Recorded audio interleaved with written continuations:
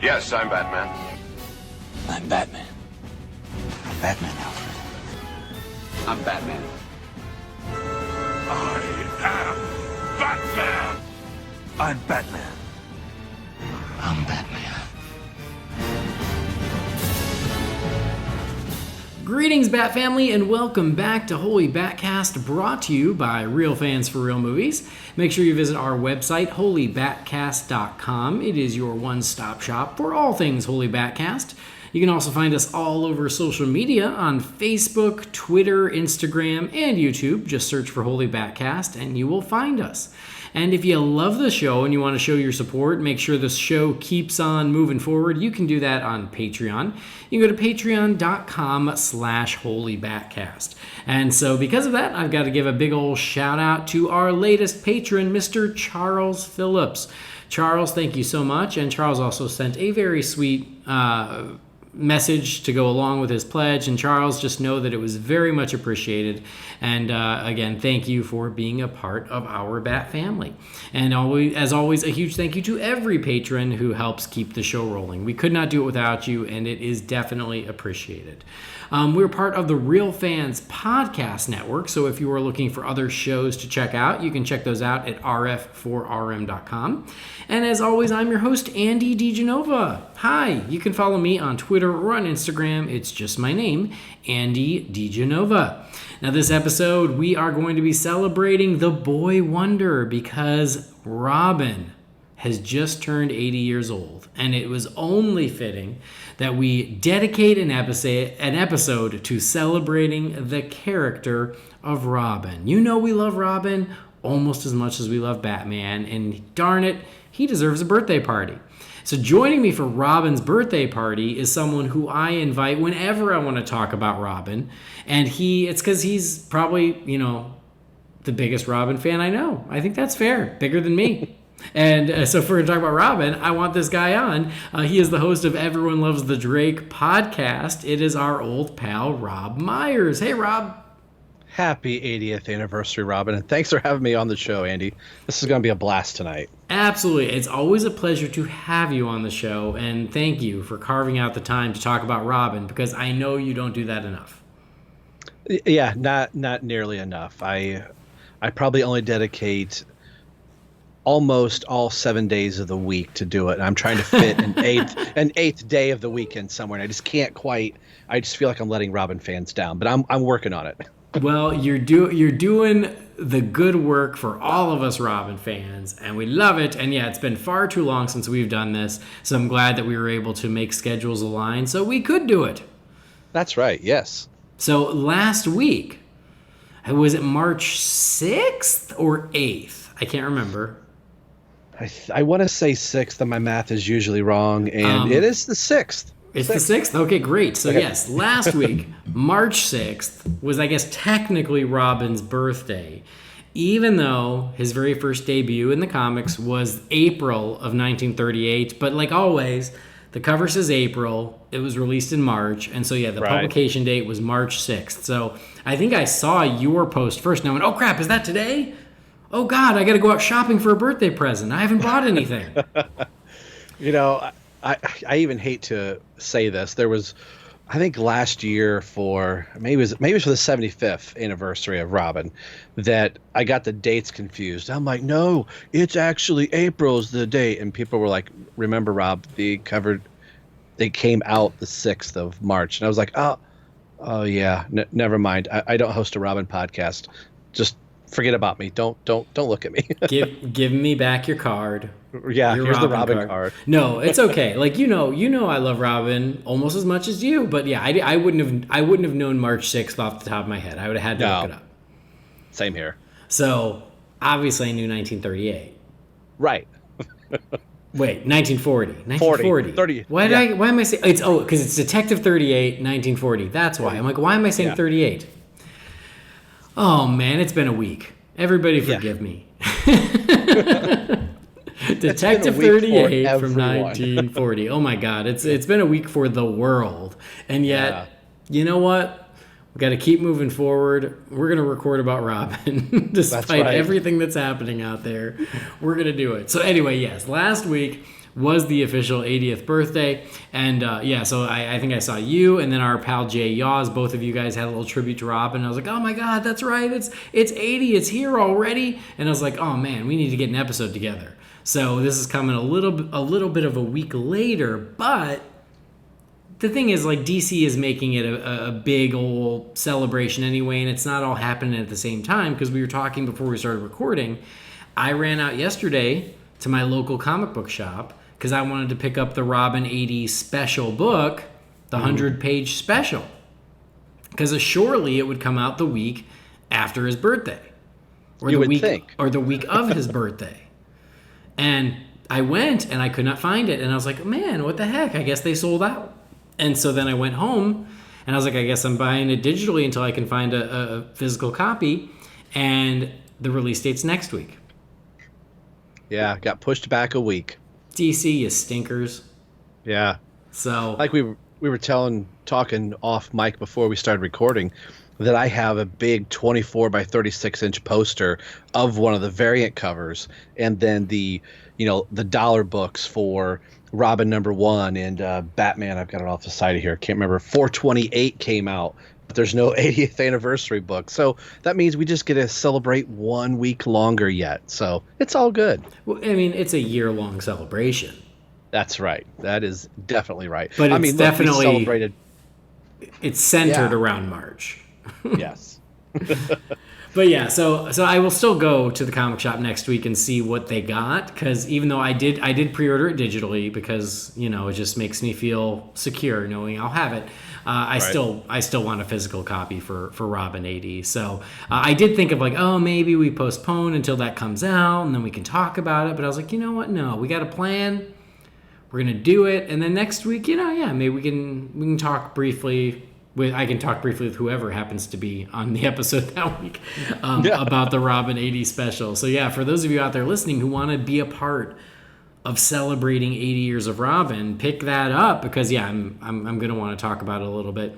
But in the meantime, we chose stuff, a couple moments in Robin's history to talk about in celebration of the character. And so we're going to talk about two different Robin stories. One is kind of a no-brainer, and then the other one is something a little off the beaten path. But hey, that's the fun of stuff like this, is we get to recommend and introduce Robin stories for people who want to read more. And then it was sort of a last-minute decision. I put it out there to all of our friends on Twitter to vote for their favorite Robin, and then also give us some more recommendations. So we'll do that at the end. Before we get into those Robin stories, though, you dedicate your life to loving Robin, and I love that about you. And recently, I think you saw it on social media, I got my Batman tattoo refreshed. Right. But on my to-do list is to get the Robin symbol on the other arm. And you're just not going with the standard just circle and the plain R. You're going to do probably something Drake-ish, maybe? You're darn tootin'. I want to do the Tim Drake Robin R. Nice. It's the perfect Robin symbol. And to show you how perfect it is, the trade dress for all of the 80th anniversary specials, it's not in the Damien font, it's not in the Dick Grayson font, it's not even the Carrie Kelly font. It's in the Tim Drake font. I mean, that R is just as iconic as Batman's symbol. It's on mugs and cups and shirts long after Tim's not been Robin.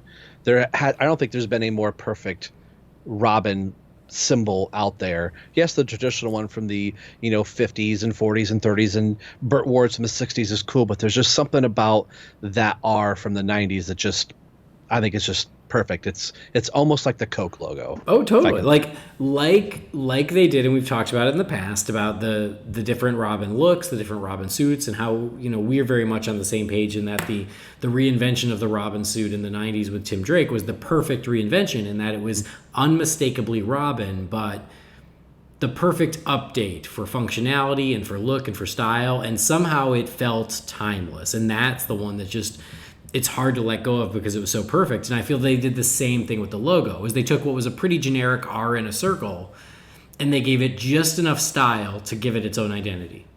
Yeah. So yes, that is on the to-do list. I should do it sooner than later, just in celebration of Robin 80. Yeah. Like, this is the year to do it. Yeah, if any year was going to be the year for getting a Robin tattoo, this is the year.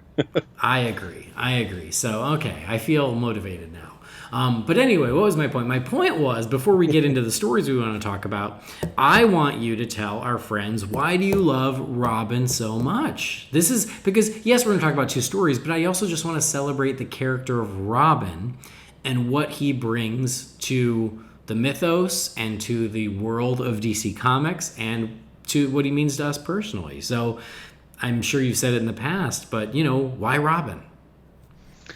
And I was thinking about this, like, was it the chicken or the egg for me? There were two things that I experienced growing up as a kid, being born in the 70s and child of the 80s and all that stuff. There was the New Adventures of Batman that I think was the precursor before, like in between, like the Challenge of the Super Friends. But Saturday mornings, I would catch the New Adventures of Batman, the Lone Ranger, and Zorro animated. Sometimes Conan the Barbarian would be on there intermixed in between those. But you could always guarantee Batman. But I got a book circa 1983, 84. It's called Batman and Robin in the Case of the Laughing Sphinx. And it was a Fisher-Price book that came with a cassette. So you'd put the cassette in and it would tell you the story. And the story that it told was Dick Grayson's origin story. It opens up in Haley's Circus and goes through his training and being taken in by Bruce Wayne.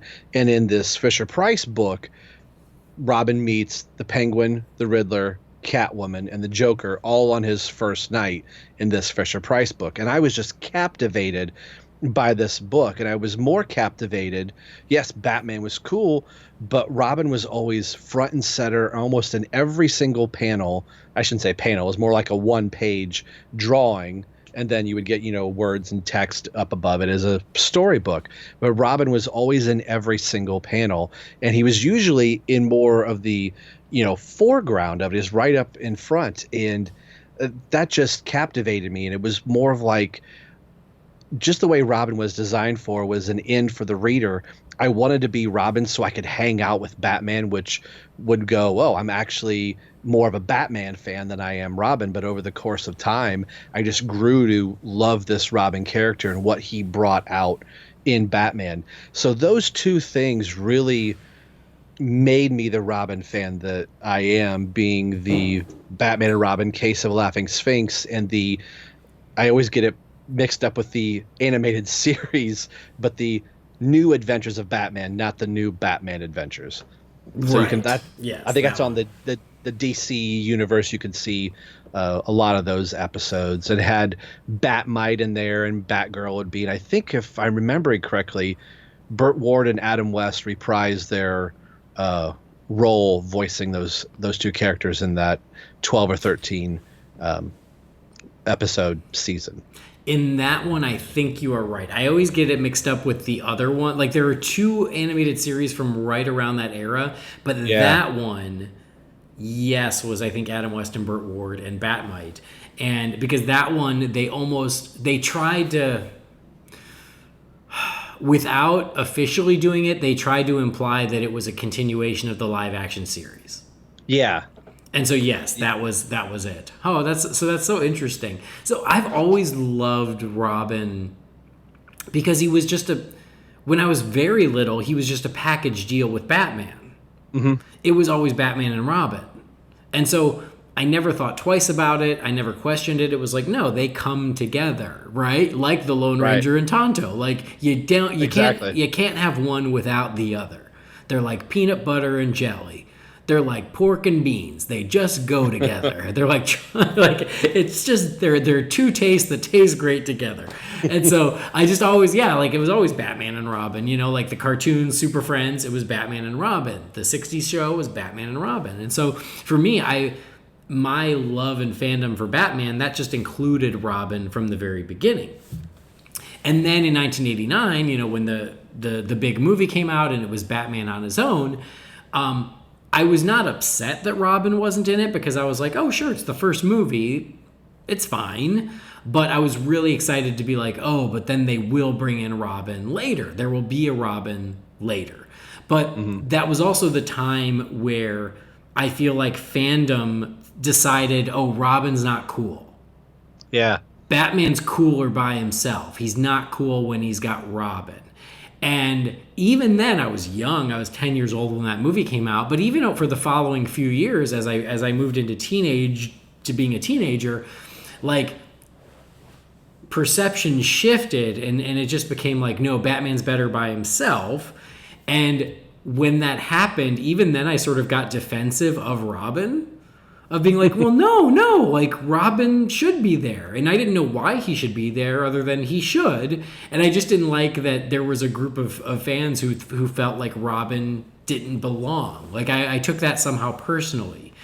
Yeah. And like, I remember buying comics just because I liked how Robin looked on the cover. And I remember buying action figures. And again, like, I wanted my Batman action figure, but it didn't feel complete unless it had a Robin one next to it. Like, again, they were a always unit. how I bought action figures. If I got a Batman, I was like, Mom, you better have a Robin in this box at Christmas, or there's going to be one upset 12-year-old. Yeah, and so for many years, it felt like a lot of fans wanted to turn their back on Robin, and I was the exact opposite. And I was like, no, man, Robin's great. But I think I sort of understood it because that was, late 80s, early 90s. It was still, like, we had just kind of gotten away from Jason Todd Robin, but Robin, the character, hadn't been reinvented for modern times. And so he was still wearing the short shorts and the elf booties. And so I totally got, like, from an aesthetic standpoint of like, yeah, that probably doesn't work anymore. And then it all changed with Tim Drake. And Tim Drake was the Robin. Like, I always loved the iconography of Robin, and I liked that he was always there with Batman. And I understand the perception of like, oh, yeah, he was created so kids could see themselves in Robin and go, oh, I could go on adventures with Batman too. I could be Robin. If the grown-up is Batman, I'm Robin. And I get that, but as a kid, that wasn't necessarily true for me, because I saw myself as Batman and I saw myself as Robin. I didn't really discriminate, I guess. Right.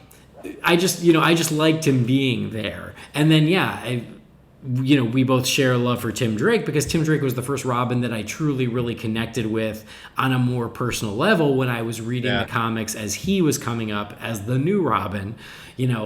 When I first was diving into comics, that was when A Lonely Place of Dying was a big deal. And then when I was reading comics, that was when he took over the mantle of the Robin. And then, we got the complete redesign and the reinvention of Tim Drake as Robin. And so, I think that's why I'm so protective of Tim Drake, is because he was my Robin.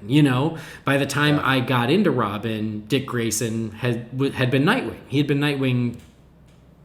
I can't remember the year he became Nightwing, but he had became 84. Okay, I want to say it's 84. So technically, he wasn't Nightwing my entire life, but he was, he was Nightwing the whole time from the time I started reading comics. So anyway, that was where my love of Robin came from. And then I think as I've gotten older, and we've discussed this, is I just love what he represents to Batman, of like, he's Batman's opportunity to do it right. Batman is the cautionary tale, and he wants Robin to be better than him, and he keeps Batman from going too much into the dark. And he keeps, he's a great balancing mechanism for Batman. And I think that, now I feel like the pendulum has swung the other way in a lot of ways. Not for everyone, because again, I still feel like I see fans who go, "Oh, you don't need Robin." But I feel like there are enough of us who bang the drum for Robin that, like, no, you do. He's such a great character, and whoever's wearing the mask, I think they all have their pros and cons, but like, there's a reason that he's never truly gone away, because he's just so ingrained into the Batman mythos. Yeah, I think a lot of that was pretty much the same for me. I mean, I think I'm just a little bit older than you are, so I can clearly remember Dick Grayson being Robin through, the 70s and early part of the 80s. But then, you kind of fall away from some of that stuff. So it wasn't until I was in art class and seeing somebody draw this bloodied and battered Robin. And I was like, what is that? They said, oh, this is the cover of the issue where they kill Robin. And I'm like, they killed Dick Grayson? And he was like, no, it's Jason Todd. And I was like, oh, who? So there was this blind spot that I'm like, who the heck is Jason Todd? So I read Lonely Place, or not, excuse me, Lonely Place, Death in the Family. And I was like, oh, holy crap, there was this whole other Robin. Well, where was Dick Grayson? So that was right about the time that, I was really starting to find comics, and year 3 was the first comic right around Batman 89 coming out. So I was like right on the ground floor of like, I want to read about Robin again. I really hope Dick Grayson comes back to be Robin. And like we have said on, numerous podcasts, that's where we're introduced to Tim Drake, and my podcasting days have never been the same since. Right. No, and what's funny is it's exactly the same. So, 1989, I already loved Batman prior to 1989, but I didn't dive into comics until then. So once that movie came out and all I wanted to think about, talk about, read, watch, listen to, dream about, Batman. That's all I wanted, and not much has changed. I can remember cutting out newspaper clippings of Batman 89, and I had call it a scrapbook now, of just anytime I saw an ad for Batman 89, I would talk to my aunt and uncle's ears off, and my mom would go, what are you going to do with this book of newspaper clippings? And it was all the same, that black logo that said June 28th and had the bat on it. And it was just the same thing, like, ooh, this one's got a glossy, and ooh, this one's got such and such. Of course, yeah. So like all I want, I was just completely immersed in Batman, in 1989. And what I've said in the past is, like, especially because of my age, but like in those days, or I had no available real estate in my brain for anything but Batman. Like that's all, like that was it. So that was when I went and, could any Batman comic book I could pick up, I would pick up. And at Toys R Us, they had these like 3-packs of old Batman, and not that old, like kind of old Batman comics that were like, you get 3 issues for like $1 because they were like 5 years old or something, and I specifically grabbed it because there was a big picture of Robin on the comic. And I went home and I ripped it open and I read it, and they kept calling him Jason, and I was so confused because up until then, my knowledge of Robin came from Batman 66 and from Super Friends. So that was still Dick Grayson. And so when I was like, why are they calling him Jason? And then I managed to get there's a Batman comic, and man, it's fuzzy, but it's like Robin is on the cover and then Nightwing is also on the cover coming out from the shadows. Yeah, and I'm scrolling frantically to find that. I know you're going to mention this, and I'm trying to find it. And that was in one of those 3-packs, and that was the one that like I was like, oh, Robin grew up. He became someone else, and now there's a new Robin. Batman 416. Oh, well, now I want to see it. Take this little trip down memory lane. And they added the new adventures to the title. So it's got Nightwing coming down from the skylight with a thug pointing the gun. Dude, that's exactly it. That was exactly it. You nailed it. Oh my God. That was the same 3-pack I had bought. Oh my God, that is hilarious. Toys R Us. Yeah.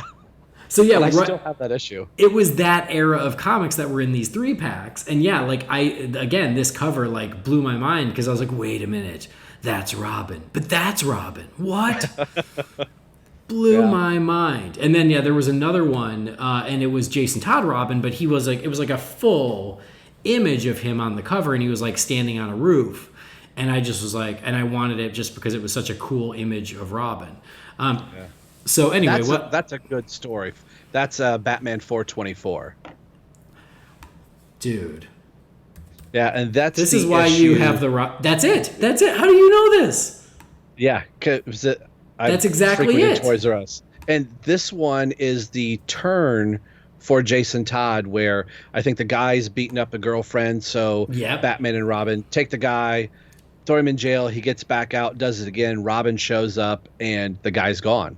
He has fallen off the roof. Mm-hmm. And Batman asks him what happened, and Robin says he slipped. And you're led to believe, did the guy really slip, or did Jason kick him off? So, yeah. Okay, I am so impressed that from the vaguest description of those covers, you knew which ones. And you're right, I pulled them up. Those are exactly the ones I was talking about.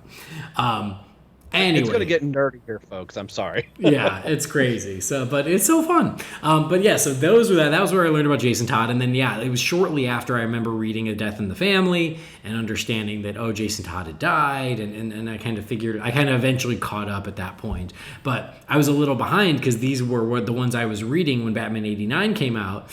And I was just like, oh, okay, like, and then eventually I got to Death in the Family and realized, oh, there is no Robin now, and then. So again, shortly thereafter was when Tim Drake came on the scene, and we fell in love and have never looked back. But yeah, so and then like we said, we've been Robin fans, and I know that you and I and many other people, not just you and I, but a lot of our fellow Bat fans are out there, banging the drum for what a great character Robin is, and how much love and respect he deserves, damn it. And so I love all the people who do feel that way. And so if you're one of those, we're glad to have you as part of the family. If you're not, if you're one of those like, oh, I've never liked Robin, give it another chance. There's so much great Robin stories and great Robin content out there. So the ones we wanted to talk about, the first one is the obvious one, is Detective Comics number 38, from April of 1940, released March 6th of 1940. It's the first appearance of Robin. So, of course, we should talk about that. The other one, though, is a little more random, because I was like, wait, the first appearance of Robin is a pretty short story. It's not... Right. I don't know if we can fill a podcast, but then again, we're about a half an hour in, and we haven't even gotten to the darn story yet. So, we didn't even need to review any issues, but whatever. And so I asked you, because we got to give some love to Dick Grayson, of course. He's the OG, the first, and still, like, amazing character, one of my favorite characters. But because it's going to be me and you, we still have to give love to Tim Drake, because of course we do. Right. And so I asked you for a recommendation on a Tim Drake story. Yeah, and I pulled out Detective Comics 650. It's that classic cover that everybody's talking about. No, this you could describe this cover to somebody, and it does not represent the interior of the book at all. Really, kind of, sorta. And to the point where you said Detective 650, and you gave me like a very vague synopsis, and I pull it up on DC Universe. Thank you, DC Universe. I pull it up and I look at the cover, and I'm like, oh crap. I got the number wrong. This can't be the one he was talking about. Yeah. Because it's one of those covers that's completely has nothing to do with the issue. Yeah. Like there's a very thin line that goes through where you're like, oh, okay, I kind of get it, but not really. No, it's a stretch. But yeah, it's a stretch, yeah. So this cover, I was just like, wait a minute, I don't think that's correct. But anyway, so those are the two that we are going to talk about today. We're going to talk about Detective Comics number 38, and we're going to talk about Detective Comics number 650. So if you do want to do your homework and read along, both of them are available on DC Universe. That's where I read them. I am sure that Detective Comics 38 will be reprinted in that Robin 100-page spectacular next week. But if you can't wait, it's pretty easy to come by. And then again, Detective Comics 650 also available on DC Universe. So I got my money's worth this month from DC Universe in just one day. Same here. Yeah. So those are the two that we are going to talk about a little bit. So the first one, Robin's first appearance. Just shy of a year after Batman's first appearance. Yeah. Which is crazy. So yeah, the cover of Detective 27, where we first meet Batman, was May of 1939. And then this one, we meet Robin, April of 1940, 11 months later. So, 11 months, and Batman's like, you know what? I need a human shield. Give me that bright red and green and yellow one. Yeah. That's the one I want. Tired of doing this on my own.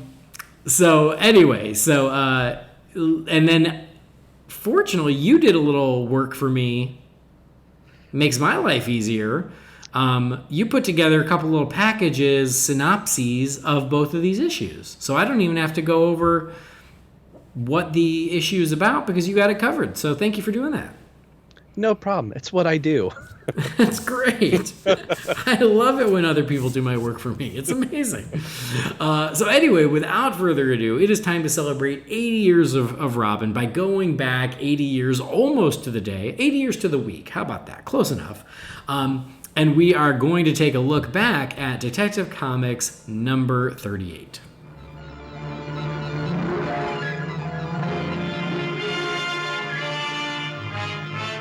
Detective Comics presents the sensational find of 1940, Robin, the Boy Wonder. The Batman, that amazing weird figure of the night, at last takes under his protecting mantle an ally in his relentless fight against crime. Introducing in this issue an exciting new figure whose incredible gymnastics and athletic feats will astound you. A laughing, fighting young daredevil who scoffs at danger. Like the legendary Robin Hood, whose name and spirit he adopted, Robin, the Boy Wonder. The information on this issue comes us by the way of Mike's Amazing World and DCFandom.com. The cover date for Detective Comics number 38 is April 1940. The approximate sale date is March 5th, 1940. The cover price is 10 cents. Writer Bill Finger. Penciler Bob Kane. Inker Jerry Robinson. Letters Jerry Robinson. Editor is Whitney Ellsworth. Cover credits Bob Kane. And now, Batman, Robin, the Boy Wonder. When the owner of the traveling circus, Mr. Haley, is confronted by thugs, they ask Mr. Haley to pay a fine, but he refuses to pay. As a result, Zuko tells Mr. Haley that an accident will happen if he refuses. The next night, the circus is filled to max capacity. The Flying Graysons are the main attraction. Young Dick Grayson is up first. In the crowd is millionaire Bruce Wayne, and he is amazed and in awe of the young circus acrobat on the trapeze. Dick lands to the ground with a thunderous applause. Up next are Dick's parents, John and Mary Grayson. Mary swings out first. John is right behind Mary. Mary dismounts and turns in mid-air and grabs onto the hands of her husband. They clasp hands, and suddenly the rope breaks under John's trapeze, and the two fall to the big top floor. John and Mary Grayson have died in front of the crowd, and their son. The Flying Graysons are killed accidentally. See, accidents can happen, Mr. Haley. These words now ring in Mr. Haley's ears. Dick Grayson hears an incriminating conversation between Blade, the killer, and his employer, Boss Zuko. Dick plans to call the police, but the Batman makes a surprise appearance and stops Dick from calling the police. He tells Dick that he will be in even more danger because Zuko owns half the town and the police might accidentally tip off Zuko's men unknowingly. Batman tells Dick that he'd be safer with him. Later that night, in a mysterious cave, a candle is lit and an oath is taken. Batman stands in front of Dick, both with hands raised, and Batman says these words aloud. And swear that we too will fight together against crime and corruption and will never swerve from the path of righteousness. Dick replies, I swear. Batman then reveals his true identity of Bruce Wayne to Dick Grayson, and the training of the young acrobat begins in boxing, hand-to-hand combat, and jiu-jitsu. Thusly, Dick Grayson, by the hands of fate, transforms into the astonishing phenomenon that young Robin Hood of today, Robin, the Boy Wonder, has arrived. Bruce has Dick get a job as a newsie so he can hear the dirt on the street. No one pays attention to the paperboy, but they hear everything. Dick learns of the places that Zuko controls, and Batman takes them out one by one, getting closer to the boss man himself. Batman even sends a message to Zuko to put the fear in him. Batman knows all. This makes Zuko go out and check one of his locations personally, the Cannon Building construction site. Zuko's new plan is to demolish the skyscraper construction site. But Batman and Robin defeat the gang in a dangerous battle on the high girders, during which Robin uses a slingshot to knock one of the thugs off the steel beams and kicks a second gunman off another girder. Batman even threatens Blade and has him tied up in a bat rope dangling high above the Gotham City streets, saying he will use the same acid they used at the circus on his bat rope that he's dangling from. Blade then sings like a canary, saying it was Zuko's idea. Batman pulls Blade up, but Zuko comes from behind him and pushes Blade off the building. Robin records the act of Zuko pushing Blade to his death. The evidence is given to the police, leading this to Zuko's conviction for murder. In the end, Batman asks Dick, now that his parents have been avenged, if Dick wants to return to the circus. Robin says no, and vows to become Batman's partner in his war against crime. It's what his mother and father would have wanted him to do. Plus, Dick likes the adventure. Well, thank you for doing that, Rob. And I am glad that you read the introductory paragraph about Robin because it's amazing and it's so 1940. Oh, yeah, it leans into the 40s. And trying to read that and not laugh, laugh in a good way. Like, it's just fun. It's energetic. And some people may seem cheesy, but it's that Saturday matinee serial that you probably would have gone to see and hear some cheesy narrator, yours truly, do. And it's fun. Like, you wouldn't put something like this in a comic today because it seems dated, but for this time frame, it was, I did a couple takes doing it, and it was a blast to read. And I probably have not read that opening. Anytime that I would read this, I usually just flip right to the main story, but reading that was just a lot of fun. Oh, it's great. It's so good. It's like, it's the best kind of cheesy. Oh, yeah. And I've always loved the idea of the sensational character find of 1940. Like they found him under a rock or behind the couch. Right, that they were just combing through all these other characters. Yeah. We found him, guys. No, you calculated what kids might like, and you created it. You didn't find anything. You were manipulating us. I'm not mad at it, but let's be honest. Right. Nice try.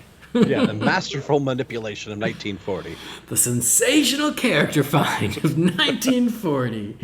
Oh, his incredible gymnastic and athletic feats will astound you.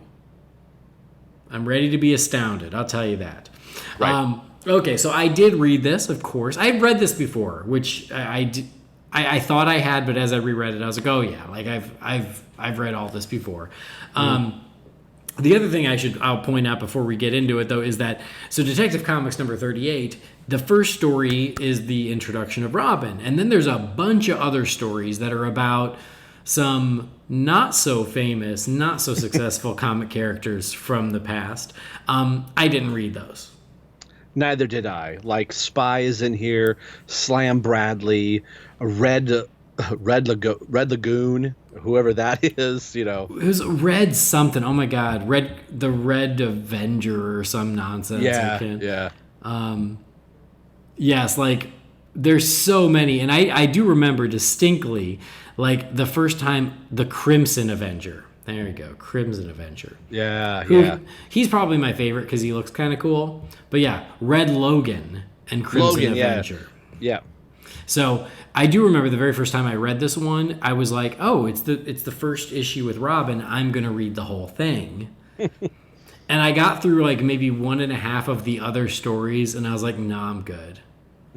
I've read far enough. I don't need this. Like, only for the most dedicated completist do you have to read the rest. So if you're just going to read the Robin story, it's a pretty quick read. Yeah. It says I've got the Toys R Us version from a few years ago and the most recent reprinting that they just put out this week. But the Toys R Us version, I think, listed as 22, 23 pages. But I think that's even stretching it a little bit, because in the Toys R Us book, some of the panels are a little bit bigger to try to fill it out so it doesn't seem more like a pamphlet. That makes sense. Yeah, because it is pretty short, but it also, like, each page has like 9 panels. So yeah, it's also pretty packed. So I've read it in the past. I'm sure you have too. What are your overall thoughts on the very first adventure with Robin? You know, it's one of those, like, trying to take off your modern comics hat to read something back like this, because the dialogue seems very like, I'm going to take you in and I'm going to teach you to train to fight. You know, that's how you kind of hear Batman talking, where you're like, man, this really kind of seems cheesy. But trying to put yourself in the mind of the time frame that this is written in, it's actually a pretty decent story. It's a very classic story, and one that has really stood the test of time, so much so that it had been a few years since I read this, And a lot of the elements, I was like, oh, they use that from Robin's Reckoning. And they use that in Robin's Reckoning. Like when they're on the steel girders, like that some of the plot things are moved around, but just the part of the circus. And I think one of the coolest things in this is the panel where Batman and Robin where Dick Grayson's taken the oath to be the partner with the candlelight. So I've always really adored, is probably the better way to describe this story. It's just so classic. And even Batman's Detective Comics 27 has that same sense and feel. You're probably not going to say this is going to win in Eisner or something like that comic wise, but it has stood the test of time for 80 years. It has brought us this character, and being as simplistic as they are in the storytelling, they get a lot through, and Batman is still kind of in his violent streak about, we'll hang a guy by his neck off the steel girder we'll tell him to tell us who the killer is. So yeah, he's not quite the executioner he was a few months prior, but you're right, there still are there's shades of that. But the dynamic for Batman and Robin is it doesn't seem off or weird or wonky. Bob Kane and Jerry Robinson and Bill Finger, of course, writes, like, you're already invested in this young boy and the Batman, as he's called in this, right away. It's not like they're slow. It's like a slow burn or anything. You want to see this kid put on the Robin suit and become the sensational find that they're talking about on the front cover. Mm-hmm. Oh, absolutely. And I agree with everything you said. First of all, like what I'm amazed about is that this is the very first Robin story. And it's amazing how much of this is still his backstory, like how little of it has changed in 80 years. So there's definitely something to be said for that, is that, like, in 80 years, they've pretty much kept the same origin story for Robin. And surely they've deepened it, as they've rewritten it in the past, but all the beats are here, which is kind of crazy. Sometimes Dick Grayson has siblings, sometimes he's an only child, but whatever, he's always an acrobat. His parents always get killed in a quote unquote accident because Haley won't pay the protection money. Bruce Wayne takes him in, and then he goes after Zuko. Like that, all of those things are right there in the very first story, which is impressive. And then, like you said, they cover a lot of ground in a short amount of time too, because you need to get the origin. You need to get him to train to become Robin. So there's a handy dandy montage, as there tends to be. And then you get the story of him then going after Zuko with the help of Batman and getting revenge for his parents. And all of that's in this one really short story. So they do cover a lot of ground, but they promise you on the cover that you're going to get to see Robin in action, and so they've got to be quick to get you there. And they do. This is a lot. Like he was taking the oath, and I was like, oh man, we're only on the second page. By the second page, he's taking the oath. Second page. Yeah. If you don't count the cover, he's on the second page taking the oath and in his little training montage. So they're moving right along. And you're right, like when you look at the Robin's Reckoning 2-part from Batman the Animated Series, which many people will tell you is one of their favorite Robin stories, myself included, it's this, it's this tweaked a little bit, but this is what it is. I mean, right down to Dick Grayson being the newsie or the paper boy, the newsie of the time, where you're not really paying attention to the kid selling you the newspapers. So Bruce plants Dick to be there, to be the eyes and ears, so he can get to hear everything that's going on, what all the the thugs and the mob bosses are saying. And then he reports back to Batman, and Batman goes to the casinos and the butcher shop and takes care of everything. And some of those elements are in the animated series as well.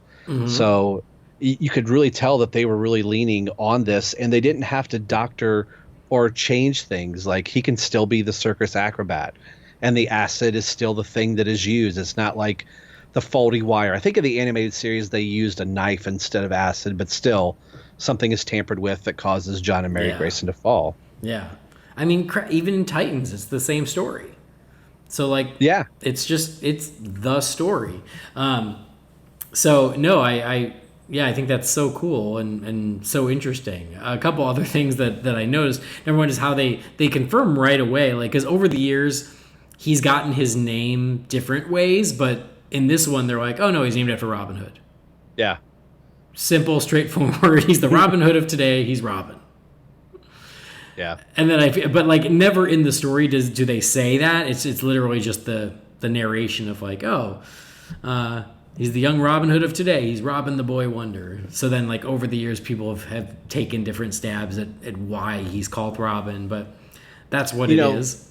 From the book that I was talking about at the beginning of the show that first got me into Batman, The Case of a Laughing Sphinx, in there's a scene where Dick's in a library where Batman gives him the costume and he says, now you need to decide what name you're going to use in your crime-fighting career. And he pulls a book about Robin Hood off the shelf and says, as a kid, I loved to read stories about Robin Hood, so I'll call myself Robin. So they even put that into that Fisher-Price storybook. So they found a way to fit the Robin Hood angle without having to tell you that they made Dick Grayson say it. So yeah, that's cool. Like I always thought that made sense. And yeah, it's not a stretch to think, as a kid I loved Robin Hood, so I'm going to take that name. Mm-hmm. This was also during the era of when Batman's Batmobile was just a red car.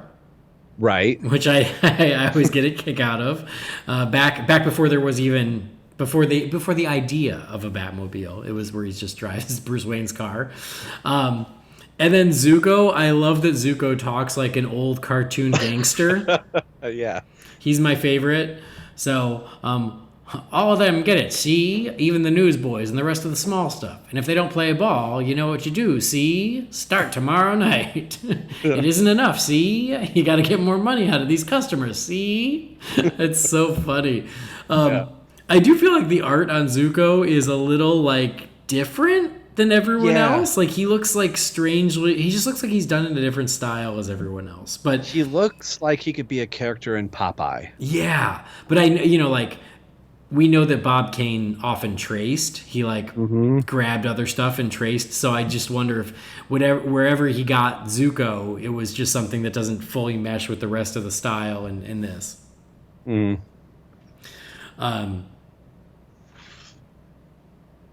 But yeah, I mean, that's what we were talking about. You were talking about how Dick becomes like the newsboy and stuff, and even then, one of the big things that people who don't like Robin are like, oh, how could Batman endanger a small child? And even in this, though, like Batman tries to keep him out of the line of fire, and he's only ends up in it at the end where he jumps in before Batman, and Batman's even like, hey, you shouldn't have done that. You should have waited for me. So. It's interesting that even in 1940, they were already sort of thinking of that, of like, yes, he's a kid, he's fighting with Batman, but we want to make sure Batman is conscious of that, and he's not he's looking out for Robin's safety. Yeah, kind of puts him in his place a little bit, like, I go first, you go second type of thing. But in the same token, he's very capable at this point, too. He's got a slingshot and is a dead shot to hit some guy right in the center of the forehead and about to knock him off the steel girder. So Robin can hold his own. And for me, it was always like the suspension of disbelief. It was like, yeah, I know you shouldn't take a 12-year-old out in the streets and jump from the rooftops, but this isn't the real world. It's the quasi-real. And that never really bothered me, but you could still tell that, Robin doesn't appear fully until the tail end of the issue. And I think it's done that way on purpose, like you said. Yeah, it's never bothered me either. It's, it's just one of those things that has come up. And yeah, for me, I've always been like, no, what? It's Batman and Robin. It's fine. But again, like even then I was kind of impressed that from these very first stories, they were already trying to be careful with Robin. Yeah. But yeah, it's just a fun old school comic. The dialogue is funny in that old school 1940 way. Batman, I think he looks great in this. Like Batman looks awesome. He's he's blue and gray by this point, and he says something about like you'll get a sock on the jaw. So Yeah. I just love like that old way of talking where it still all makes sense, but they just use certain words in a different way than we use them now, and I find it amusing. Well, and my favorite line from this that Batman says when he's punching, after he's come in and kicked Zuko from behind, he says, "What pleasure this gives me, you'll never know," as he clocks Zuko, which, I mean, it's a laugh out loud moment in a good way. Like this was just a different time and a different era that just kind of makes you feel good to read something like this. Right. Yeah, it's pretty funny. Or this, there's a point where Robin ends up hanging off of this girder, and one of the bad guys is like, "Slipped, eh, kid? Tisk, tisk. Well, you're gonna slip some more after I stamp on your fingers." So yeah, just little things like that I think is so funny. But and there's a point where like Zuko pushes off one of the bad guys. And Batman's like, "Oh, I had Robin bring a camera, and we got a picture of it." Oh, don't worry. I'm going to allow you to push him off to his death. But As long as I get a picture. Yeah, as long as I get a picture, that's fine. Batman, shouldn't we have saved him? No, you got the picture. That's good enough. We got the photo. That's all that matters. This is another just amazing line where Bruce was sort of putting Dick in his place, where he goes, "Okay, you reckless young squirt, I had to whale you for jumping those men alone." You reckless young squirt, you. That's right. Oh man. So no, it's so fun to just sort of like kind of try and put your mind back in 1940 when this was new. And again, like it works, the origin story is there, the training is there, the oath is there, and then them taking out Zuko together is there. So it's super fun. I mean, if anything could be said for this, like we've said so far with this, 80 years later, they haven't changed it. Yes, the cheesiness maybe of the 1940s isn't there, but all of those character moments of Bruce Wayne being in the audience, and then little bits of history get added later that, oh, Tim Drake happens to be in the audience in year 3. And then you move into the New 52 that, Dick Grayson was going to be a Talon at one point, and because of John and Mary dying, that doesn't get to quite happen. But all of those initial elements that have been expanded on don't get changed quite a bit because it was already darn near perfect to begin with. And there's a reason why Dick Grayson has lasted as long as he has, and just the idea of Robin. And it all comes from Detective Comics 38. Yeah. Yeah, and I was really impressed with, like, there were certain story points that were a little more thought through than I would have expected, like where Dick is like, "Oh, I'll go get Zuko on my own, or I'll go to the police," and Batman, like, you've got to get him to a place where he's going to be trained by Batman and work with Batman. And Batman's like, "No, Zuko owns the police. You go to them and you die. The only way to do it safely is if I can help you." Like I was surprised they thought that far ahead back then. I thought it was just going to be as straightforward as, "Oh, nope, now you're my ward and now you're going to fight with me." But they actually did give a little more logic to it. Yeah. And I noticed that in my read through for this as well, that was, like you said, I was expecting, all right, they fall, Bruce takes him in, snap of fingers, and he's instantly Robin. And they make you wait a few more pages before you actually get to see him become Robin. So this wasn't a quick done on a Tuesday night and get it to the printers on a Friday. This probably took a little bit to get the story ironed out. And it still holds up. Yeah, you're right. And then because for most of it, the Robin is just sort of feeding information, and Batman is going and taking these guys out on his own. He's not bringing Robin with him. Mm-hmm. It only happens at the end when Robin jumps in. So very cool. Well, yeah. Detective Comics 38, the sensational character find of 1940, and here we are 80 years later talking about him on a podcast. Who'd have known?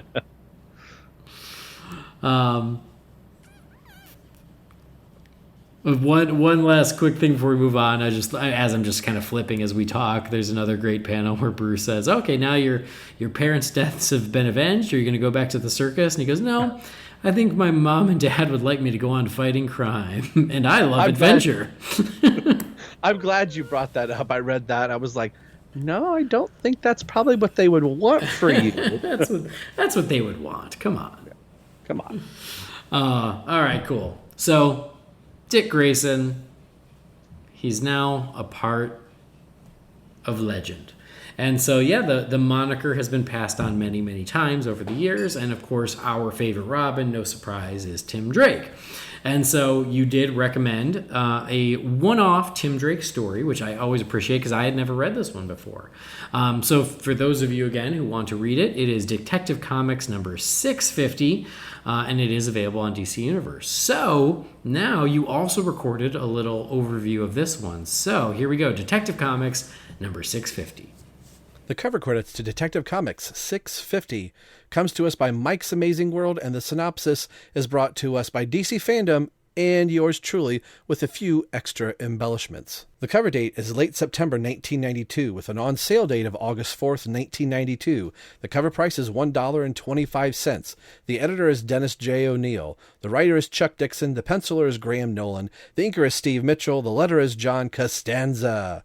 I don't know why I keep doing that, but I'm going to. The colorist is Adrian Roy, and the cover credits go to Alan Wise.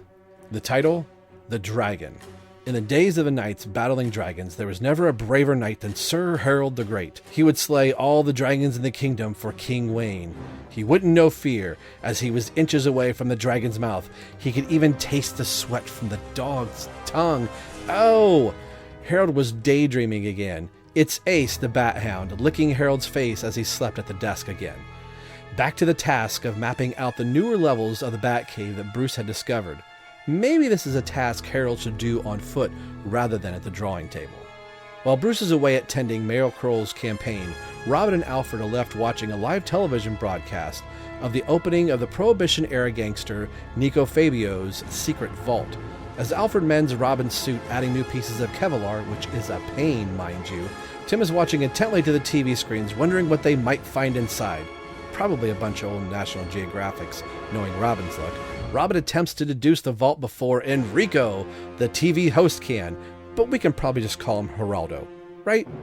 As Tim researches Fabio, however, Robin finds out that the gangster held a disturbing obsession with the pharaoh of ancient Egypt, particularly those who set death traps in their tombs. Tim dismisses the thought, but something won't let this go either. Meanwhile, down below the depths of the Batcave, Harold bruises himself while mapping out the Batcave's furthermost branches, with only Ace the Bat-Hound at his side as a companion.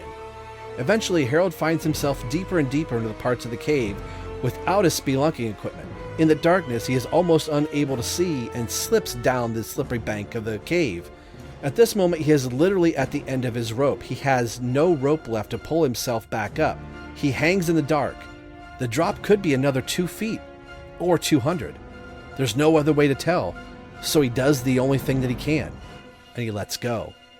Meanwhile, back in the upper part of the cave, Robin's research leads him to believe that Fabio may have set traps in the vault for his rivals after all, and urges Alfred to take him to the TV's filming site immediately. Unfortunately, they leave seconds before Ace returns from the caves, searching for someone to help Harold. Speaking of Harold was lucky that the fall was only 6 feet, and all he has to show is a bruised posterior. He lands and comes face to face with glowing eyes of the dragon from his dreams. Oh no, it's just the headlights of a subway train that nearly runs him over. The train is part of the Batcave's furthermost branches. It actually leads to some of Gotham City's subway tunnels. Heartened by this discovery, Harold follows the tracks to the surface. With only seconds to spare, Robin arrives just in time and saves the Special's host from being killed by a rigged machine gun inside of Fabio's vault. As the vault doors open, Robin pulls Geraldo away from the bullets as they pass by them both by a few inches. As Batman has taught him, in the blink of an eye, Robin is gone, and Enrico, Geraldo, is not able to interview his new red and green special guest. A content Robin is mildly amused, and Alfred then drives them home, only to spot Harold wandering around in the city. Neither naturally knows a single thing of Harold's own adventure. And as you said, the cover perfectly encapsulates what the story's about. Perfectly. There is not a cover that's more literal to what this story is not than this cover. When Batman and Robin are in medieval times fighting a dragon and chained to a rock. Right. Yeah, because you said this, you're like, oh, it's great. It's like a Tim, Alfred, Harold story, and I went, oh, cool. And then I saw that cover, I was like, I don't think that's right. It doesn't seem. And then even when it starts, it's like Harold's having this dream where he is a knight fighting a dragon, and I was like, where is this going? And then once he woke up, I was like, okay, wait, now I feel like it's starting to hone in on what it's supposed to be. Yeah. So what made you recommend this one? So just because I'm the most excellent podcaster, no, I'm not. This was something that was always meant to be covered on our show, Robin Everyone Loves the Drake. But sometimes as you do, you'll get special episodes that come in and you'll kind of shift what you were going to talk about. This got lost. I had recorded the audio that you heard, just the words, and I added the music for this. And I was going through the long box probably a year after when this was supposed to be done on my show, and I was like, holy crap, I forgot to do this issue, because this is right around the time, this is probably a year or so before Nightfall, but this is right when, the spoilers, as you heard in the audio, this is when Harold finds the cave, the lower parts of the cave that connects to the subway that Jean-Paul Valley will use in Nightfall for his bat train that he uses in Nightfall to travel Gotham City. So this is kind of where that started, and I had it mapped, I think, chronologically in our show. If you go to episode 36 or 37, this is where this issue sort of should have slotted, and I forgot it. So when you asked for a story, I was just kind of scrolling through my phone and just seeing different episodes. I got on the computer and I found this file that said 650, and I'm like, what the heck is 650? And it's this story, and I was like, I've got an idea, Andy. Great. So this is just my way to hijack your show, so I get the chance to still cover this issue. So thanks. I don't mind. I'm not mad about it. But this was always a fun story, because this is a story that has no Batman in it whatsoever. The only Batman you get is on the front cover, and it really is a nice vehicle piece to show that Tim is still in the early parts of his training. You know, he doesn't have the Redbird yet, is still relying on Alfred to drive him around, and has Harold still building things. But it's a nice little character piece for Tim and Alfred to still, work together. Mm-hmm. Yeah, so, I love this. Like, it was, because you're right, it's very much a moment in time of where Tim was and Alfred, and the fact that Harold's there at all. It's a moment in time. I feel like Harold is a member of the Bat family that has kind of been forgotten. Like, I always remember him, but I feel like whenever I say his name, nobody really knows who I'm talking about. Right. Yeah. Because he just had a few years where he was there, and then I think he ended up like betraying Batman accidentally and getting killed in the process or something. Right. I can't remember when that was, but so it's just funny because Harold, like, it seemed like he was going to be more of a mainstay, like another, like a counterpart to Alfred, but it didn't turn out that way. So it was funny to revisit this era where Tim Drake is just starting, Harold's there helping out, building stuff, and so and I like that it's a self-contained story. It's just them, and I love that. There is no Bruce. There is no Batman. He's out at some fundraiser. And I always love the stories where the Bat family they get into trouble when Bruce is not around. Mm-hmm. And then have to get back out of it. Like, I just love those stories. And this is just a quiet evening at home that then becomes something else, which I think is cool too. Yeah, and you've got Alfred stitching up, and it's not like, all right, we'll put the bat suit in here for Alfred to work on. No, Alfred's working on Tim's Robin costume and trying to sew the Kevlar, and it's a pain in the butt to do, and he kind of is a little miffed about it, and Tim's watching. The funny thing is, Encio, I think, is the television host's name, but come on, we know that's Geraldo Rivera. With the bandage over the top, and we know it's supposed to be opening Al Capone's vault. So this took me back into a time, like, I remember watching that TV show with my dad going, oh, can you imagine what they're going to find in Al Capone's vault? and it's like dirt and busted chairs and just all kinds of stuff. So it had been a little bit since I read this. So as you're going through, like, I couldn't remember how this ended, what was inside the vault, until Robin starts mentioning, like, oh, well, the guy that owned this vault was obsessed with Egyptian pharaohs, and pharaohs used to booby trap their tombs so no raiders could take it, or the opposing pharaoh wouldn't send his guys to go get the loot or whatever. So that's when you start going, oh, there's a booby trap in there, but I couldn't remember what the booby trap was till the end. Right, yeah. So it's funny because, yeah, in here, his name is Enrique Rivoli. Yeah. But yes, it is obviously a parody of Geraldo Rivera. And just to reiterate the point of how this is such a moment in time, like the fact that they're spoofing Geraldo opening Capone's vault and finding nothing. Like, I feel like nowadays, unless you're right around our age, people would read this and go, "What the hell? Like, what the hell is this?" Right. But it is a very deliberate reference to that, because it was like this big bust. So yeah, I thought that was hysterical. So again, it just really shows like the era that this story was told. And I like that it's an evening at home. Harold was going to go like exploring in the cave because he was like mapping out the cave or something. Alfred's fixing the suit and Tim is watching TV, and that's all that's happening in the Batcave. But Tim, all the Robins have their specialties, if you will.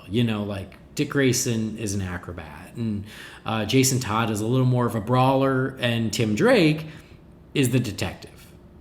He's really the detective part of Batman, and so he can't help himself but start digging deeper into this vault and then finding, like, oh, this guy was obsessed with with pharaohs and with booby traps, and he's like, wait a minute, I think that they haven't really been thinking about this. And so he's convinced that someone could get hurt, and now there's this race against time to warn them before they open the vault. And so and at the same time, Harold has his moment where he gets lost and then finds that place where it connects to the subway, which I don't even remember the train with Jean Paul Valley. So that, God, yeah. Well, what makes this quasi connect to the front cover, the dream that Harold is having is being a knight of the round table and fighting dragons. So when he falls in the cave, he comes face to face with these glowing eyes, and it's the dragon from his dreams, only to realize the knucklehead is standing on the train tracks and the train is barreling down on him. So, that's the very thin line for the front cover of this story. But I liked how Dixon worked that in here. Like you were saying earlier about it, this is of a time, but you can still read this today, even if you don't know who Geraldo Rivera is. There's not much else that dates it to this. Like, this comic is so far removed from the era that it was written in that it can stand on its own and still not be tied in. The only thing that would give it away is if there was a payphone that they were using. So yeah, that was something I always appreciated about Dixon. He tried really hard to not write for the era that he wrote. He always was trying to write for the future. So somewhere 30 years down the line, somebody could pick this book up and read it and still enjoy it. Oh yeah, absolutely. Because and they even explain that away. Like, oh, well, why can't we just call? And he's like, who's going to listen to us? Who's going to believe it? Mm-hmm. So phones become irrelevant at that point, and so you just got to get there. But yeah, I agree. And there's even a supporting turn by Ace the Bat Hound in here. So it really is. It's like all the Batman supporting family circa whatever year this was. 93, 94, I don't know. 92. 92. Okay. So yeah, in 1992. So yeah, you got Harold, Ace, Alfred, and Tim. All in this. And I like how the two stories are parallel, and then I like how they come together at the end. I think that's really cool too. there's a great drawing, and what page is this? Page 18 on the version I'm looking at. At the very top where Tim is jumping over a news van. Yes. And it's just like the greatest illustration of Tim Drake Robin, like jumping over with the cape going behind him. It's just awesome. Like that was something that really jumped out at me. Yeah, and I even like the second panel, or actually third panel on this, where he's shoving guys out of the way and he's trying to get to the opening with just, it's more his butt in frame, but just the motion that Graham Nolan is using, moving Tim forward through the panel, I think is just another really cool shot there of him getting there right before the door and the gun goes off. And then the following page with Tim barely getting the two guys down as the shots go over the top of their head.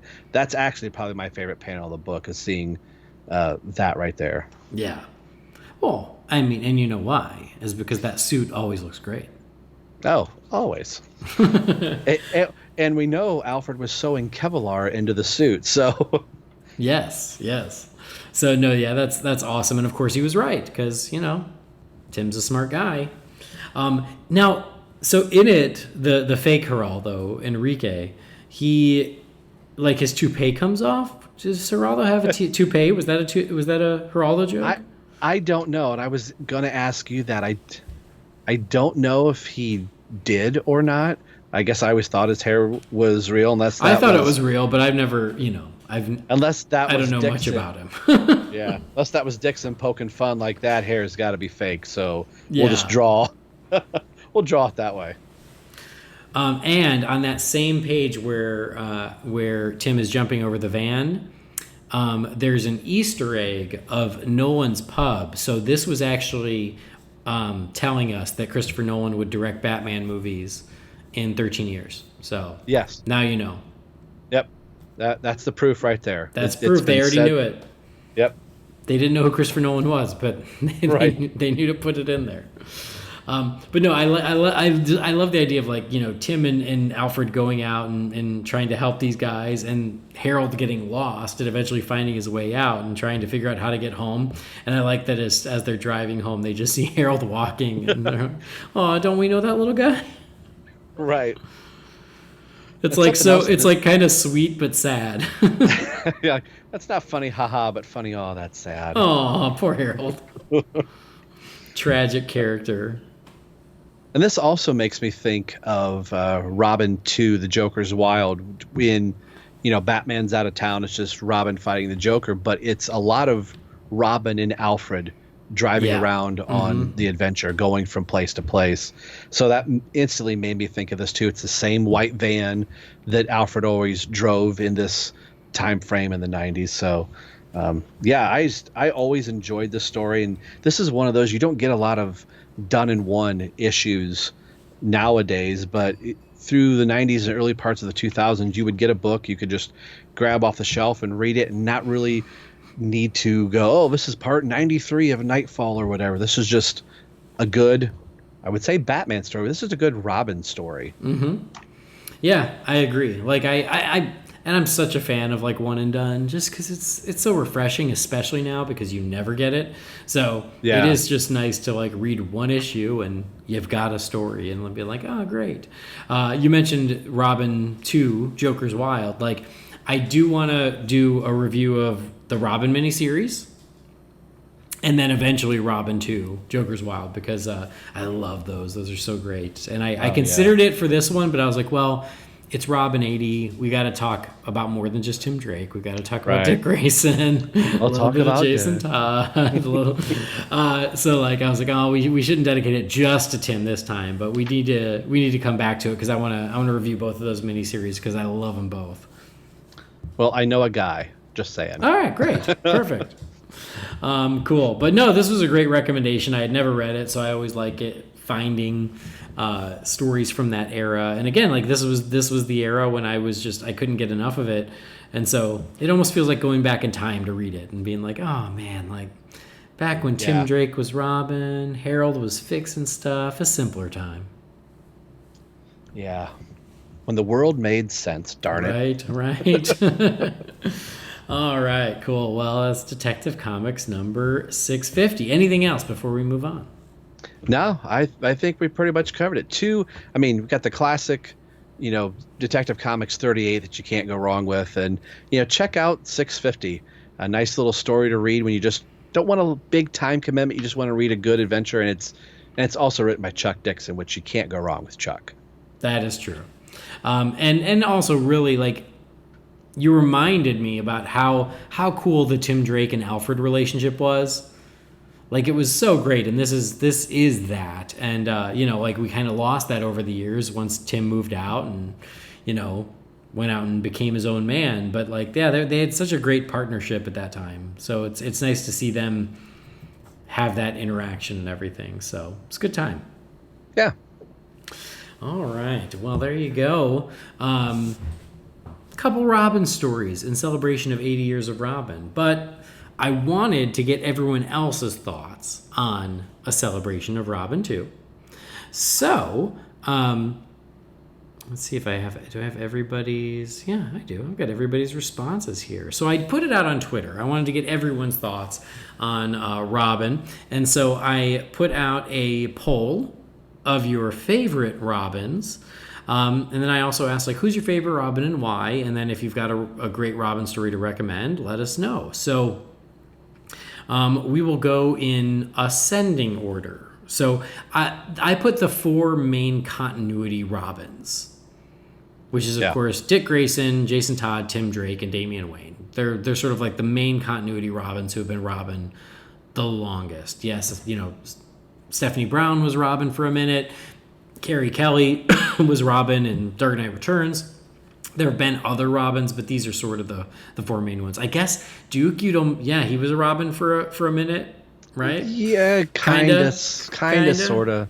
Yeah. Because he came from We Are Robin, but then... There was a future story, like a what-if story where he was Robin, but about as much time, actually less time than Carrie Kelly was Robin, because, The Dark Knight was 4 issues, and this was only 1 single. Right. So, anyway, so I put the 4 biggies, but that was meant as no disrespect to the other folks who have worn the R. It was just, for these Twitter polls, you can only put 4 choices. So, anyway, coming in last with 6% of the vote is Jason Todd. So I'm actually kind of surprised with that. Really? Yeah, I mean, going to who the next person is, like, I was surprised Jason didn't garner more, unless people were voting solely on Robin. Like, okay, his time as Robin, then I think I can see that. But I kind of thought you might get some more, like, Red Hood votes in there that might swing that a little bit. Honestly, I think he only got as much as he did because of Red Hood. Okay, then. I think. I mean, I could be wrong, but I'm one of those. I don't come at me. I like the Jason Todd character, but I really think there was more to Jason Todd when he was better suited when he was dead. I'm not trying to dismay all the Red Hood fans. I've got Red Hood stuff here in my Robin cave, but I think it meant more when he was dead to Bruce than him being alive. That's just me. I'm the same way. I completely agree. All right, coming in third is Damian Wayne with 10% of the vote. Yeah. That one I was kind of, again, surprised, and I was kind of assuming he would be lower, but with Super Sons being as popular as it has been, and Damian, I think in the last couple years, has really started to pick up some steam and popularity. Like, I think, yes, he's the sawed-off little shotgun, little SOB, but I think, in the hands of Tomasi and Gleason, they kind of softened him a little bit to make him a little more likable. But yeah, that's a good spot for Damian to be. Yeah, and honestly, I'm not surprised because I just feel like I see more passionate Damian fans than I do passionate Jason fans. Yeah. He like I feel like Damian is more divisive, but I feel like the people who love him really love him. Yeah. Coming in number 2 is our pal Tim Drake with 22% of the vote. Not bad, Tim. Not bad. Not bad. Yeah.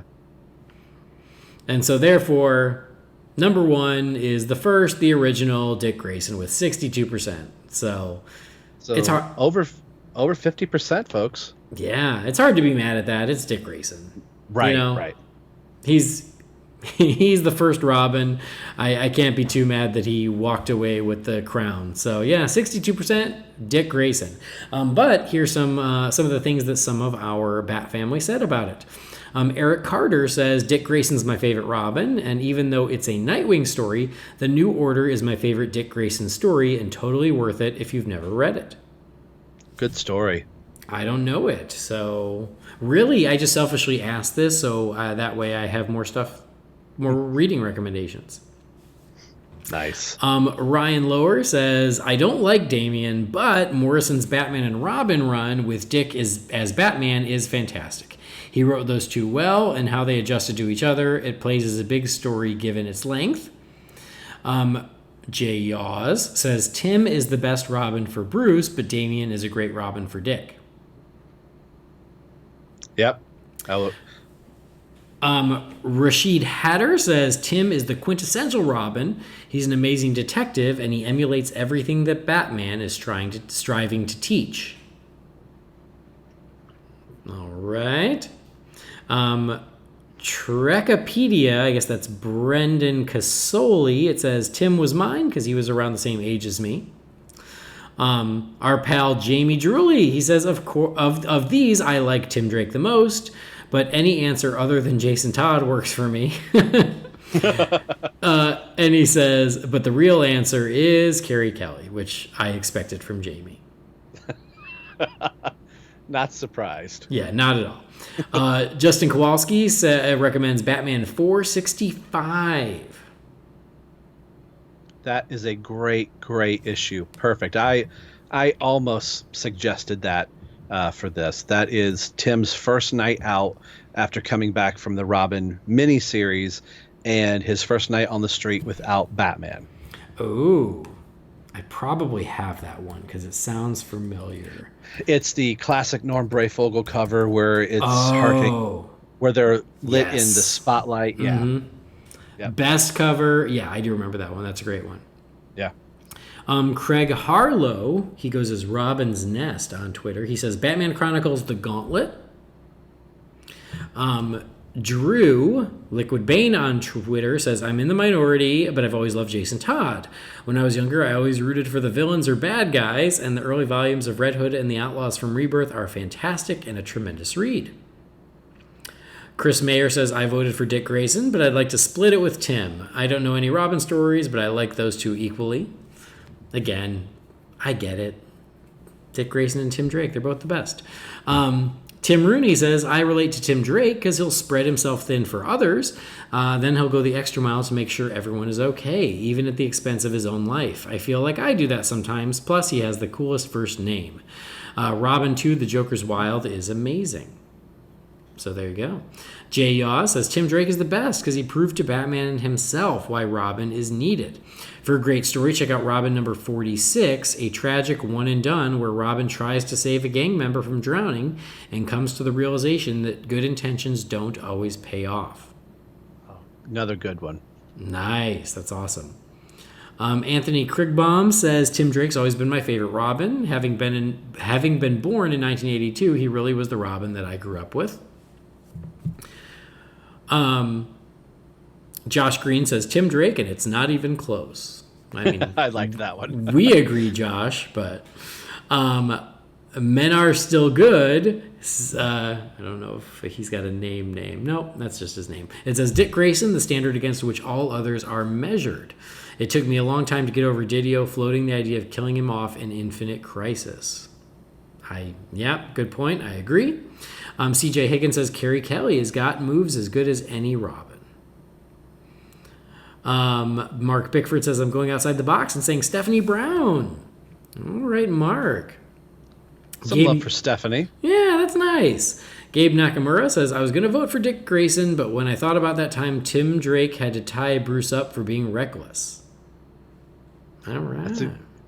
It's a good episode. Matthew Salvatore says, I got to go with the OG. I think it's because Dick, like Bruce, was affected by tragedy, but he was never consumed by it. Plus, he's a badass. The perfect partner for the Dark Knight. He is a badass, that's true. Mr. Hero Cosplay says, Dick brings lightheartedness to the role that offsets Bruce's darkness. Dick enjoys being Robin, and he's the first, so his time and journey mean more. Devin Coleman says, Tim Drake's my favorite because I always think of Dick Grayson as Nightwing. Same, Devin. I kind of see, yeah, that's kind of where I'm at, because Dick Grayson's like my favorite, but in my brain, he's Nightwing. Philip Barker, he says, Tim Drake, he's the one who pulled Bruce out of some dark places following the death of Jason and has proven to be a damn good detective in his own right. Recommended reads are A Lonely Place of Dying, To Kill a Bird, and Red Robin, volumes 1 through 4. Ryan Haas says, there's only one right answer, Tim Drake. Thank you, Ryan. I mean, duh. And then Garrett Watto says, I love Dick Grayson, but Tim Drake is my favorite Robin. David Wang says, as a child of the 90s, I had identified more with Robin than Batman when watching the animated series. Score 1 for the marketing reasons of creating the character in the first place. To me, Tim was even more identifiable than Dick, even though either way, I cannot backflip to save my life.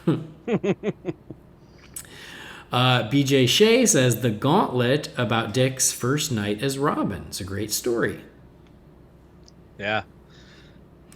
Liam Knight says, the best has to be Detective number 826. Probably the best standalone comic book story I've ever read. Paul Dini at his best. Yeah, I'm gonna download all these when I'm done recording because I am in the mood for some Robin. Hudson Snyder says, Tim Drake's always been my favorite, even his Red Robin costumes, because I've always liked his personality and the fact that he was able to deduce who Batman was and show detective skills of his own. Don't get me wrong, I love Dick Grayson too, but Tim is where it's at. Nice.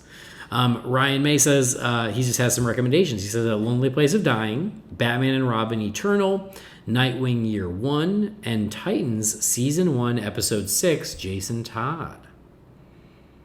Good recommendations, Ryan. Well done. Franco Loves says, Chuck Dixon, issue number 25, Nightwing's first comic run. Dick and Tim are on a train talking about life, girls, and Bruce. It really is one of the best one-issue comics ever. How cool. I don't know that one. Yeah. But now I do. Sam Lund says, Dick Grayson, he was the first and has the most complete story. Hey Birdo says, John Blake. Sure. Oh. Right. Andrew Schweitzer says, Tim Drake's mine, mainly because I love how he figured out Batman's identity. A great story is the second miniseries by Chuck Dixon. Batman's out of town, and an inexperienced and outgunned Robin has to take down the Joker all on his own. So that's Robin 2, Joker's Wild. Yep. Emmett Davis says, Damian from Tomasi and his run with Batman and Robin for the New 52. My favorite DC story arc. That's such a good run. Yeah. Such a good. That one I did read. It was really good. Isaiah Stevens says, Tim Drake forever, along with Wally West as The Flash. It was his series that got me into comics. What else? This one is only built for Krakoan links. It says, easy, Damian, mainly because I feel like his predecessors all moved on to something better after being Robin. TX15391368 says, Jason Todd's my favorite member of the Bat Family. I liked his run as Robin, and when he became Red Hood is still the best. Hans Jark says, while Dick in General is one of my favorite characters, Tim is my favorite Robin. The Robin solo series by Chuck Dixon remains one of my favorite runs. Amen to that. Mm-hmm. Jeff Hunter says The Gauntlet and Robin Year 1.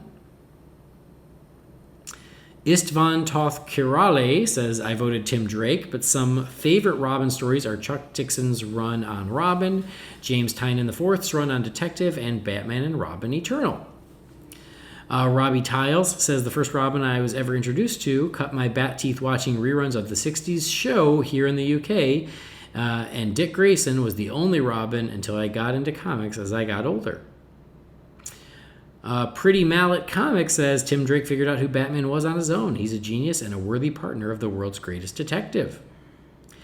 Jazz Espiritu says Dick Grayson is my favorite character, but Damian makes the best Robin. He's got such a great story to him already, and having the Teen Titans and Super Sons adventures make him just a fun character. And then finally, Ty Gardner says, they're all great in their own ways, but I like Dick as Nightwing and Jason as Red Hood as my favorite Bat Family member. My favorite Robin story is Robin 2, The Joker's Wild. So much love for Robin 2, The Joker's Wild. And everybody who participated, thank you guys. I love getting the input. I just love seeing the love for Robin. Whoever's your favorite, celebrate that Robin for the 80th anniversary.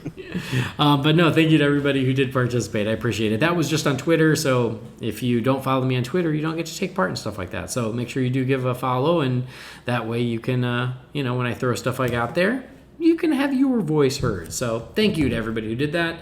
But there you go, little 80th birthday celebration for Robin the Boy Wonder. Happy birthday, Robin. Here's to 80 more. Yay. So for Robin 160, Rob, we'll do this again. That sounds great. Should we just pencil it in now? Yeah, let's pencil it in now, and I'll have to make sure my hearing aids are up to snuff at that point. Hope for the best. Right. All right, cool. Well, no, 80 years of Robin makes me happy, and I do love seeing the celebration of it, and I can't wait to pick up that little special comic next week. But before we say goodbye, let us check in, as we always do, in the Wayne Manor mailbox. It's time again for the Wayne Manor mailbox. You've got mail. Darren, what is a letter for me? Maybe temporary. She wrote a letter. You're one hell of a messenger. This is all Master Wayne. Okay. This message is from Jesse Willis. It says, hey, Holy BatCast family, I want to know if you've seen the Superman Broadway play from 1975. It was a late-night special that aired on ABC with David Wilson as Superman and Leslie Ann Warren as Lois Lane, with an appearance from Loretta Swit from MASH. Also, a little trivia, this special influenced WB and the Salkin family to make Superman the movie. Jesse, thank you for your message. I know about this, but I have never actually watched it. Rob? I know about it as well. I think the only clips I've seen is from like the special features on Superman the movie, like documentary. Yeah. I've always been morbidly curious, but I still have never watched it. This is like a perfect thing of like, I would love for them to put this on DC Universe, and it would give me an excuse to finally watch it. Right. Yeah. Same here. All right. Next is from Weston Craig. It says, hey guys, I had to write in with my opinion on the new bat suit. Great. This has been fun. It says, I'm not trying to be negative, but there is nothing about this batsuit that I can fall in love with. The collar is absolutely awful, in my opinion. I don't like the cowl. It exposes too much of his face. People keep saying that the suit is similar to the Arkham games, but I don't agree. People are forgetting in the first two Arkham games, which are hands down the best, Batman didn't have an armored suit. He had a regular fabric suit. And even when he did have an armor suit in Arkham Knight, it looked completely different from this. This suit looks like a weird suit he salvaged from extra parts he had lying around. I'm trying to remain positive, but I'm a little disappointed in the style that Matt Reeves seems to be going for. I hope when special effects are included and then we see the suit in the movie, it'll look much more professional than it looks right now. Sorry to be negative, but I feel it should be easier for me to get excited about a new Batman. Thanks, Weston. Thank you, Weston, and it's okay, voice your opinion. We've all got opinions. If you heard me, I don't love it either. I think it sounds like I like it a little more than you do, but I don't love it. And I agree with you. Hopefully when we see it in the movie, I will love it more. Rob, where do you fall on this? I don't know if I've heard. No, I don't really care for it, but there's part of me that says this is just suit number one. I think your description of it, kind of hobbled together. I totally believe Bruce probably in the movie or whatever, we will find out that he pieced this together, and I fully expect this suit to be destroyed or be torn, or he's going to have to upgrade the suit and get closer. I think as these films go, I think we'll get closer and closer to a more traditional suit. So I'm okay with it right now, and I don't want to see all the cards that are building this house. So this is not what I wanted, but story-wise, I think it's going to pan out in our favor. So that's kind of where I'm lying. Like, all right, let me see it on action. Let me see it in screen. And it's something in my heart just tells me this is not the only suit. So. Gotcha. Yeah. I mean, it is interesting that both Weston and you have said, like you both said, it looks like it was cobbled together. And I agree with that. It does look like, it's more of a makeshift suit than a polished suit. So it will be interesting to see how it goes. All right, next message is from Douglas June. It says, "Hey, Holy BatCast family, I hope you're having a great 2020. Will Cheetah and Maxwell Lord be working together to take on Wonder Woman in Wonder Woman 1984? What do you think, Rob? I kind of hope not. I don't want the trope of we ought to team up and take care of the hero. I think maybe their paths will cross, and it'd be nice to see them both go after Wonder Woman for completely different reasons. And it just happens to work out that they're in the film together. So gotcha. Well, thank you. First of all, thank you for the question. I have speculation, and I know nothing, but I am just speculating from what I've seen in the trailers. I have a hunch that Cheetah gets her powers from Maxwell Lord. I could see that. So there will be a relationship there. But that's, again, just me making a guess based on what I saw in the trailer. Yeah. All right. Next message is from Joseph Stewart. It says, "Hey, guys, how's it going? What will the Riddler be like in The Batman?"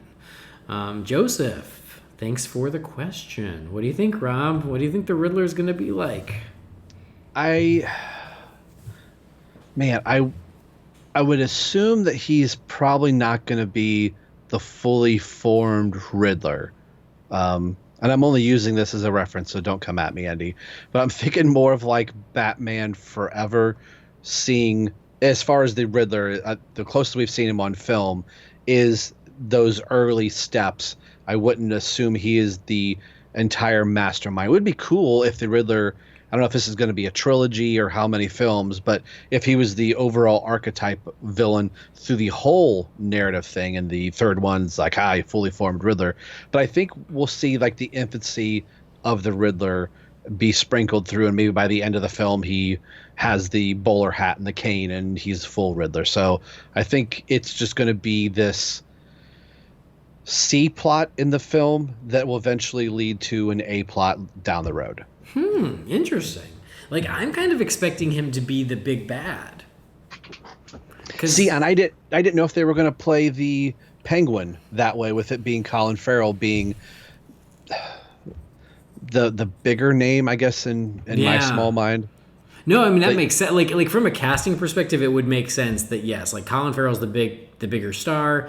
You'd think he'd be the bigger villain, but I mean, we've seen rumors and stuff, and I feel like the Penguin will be more of a supporting character. And the reason I feel that way is because when they did the press release, Colin Farrell was the last name. That's true. Yeah, they did one of those, and Colin Farrell as Oz or whatever. Which could be like the Arkham type of a game where the Penguin's there more for information. He's trying to be the legitimate crook, and So, maybe you may be swaying me on that. That's my expectation. Is I expect Catwoman will be an unlikely ally. Okay. Penguin will be a supporting character who will pop up and cause problems and things, but he won't be the big bad. And then I expect the Riddler to be the big bad.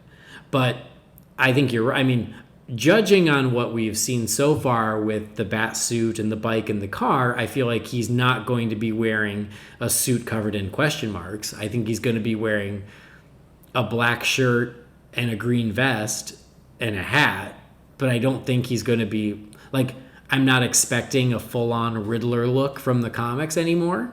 Yeah, you're probably not going to get a mask and a cane. Yeah. But I think that you're going to get a very creepy, diabolical.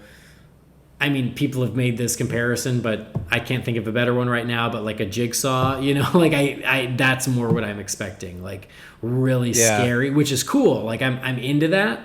But yeah, I think it's just going to be a lot more gritty, creepy, murderous Riddler. That's my guess. Cool. But we'll see. Next question is from Paul Humphrey. It says, greetings from Portsmouth, England.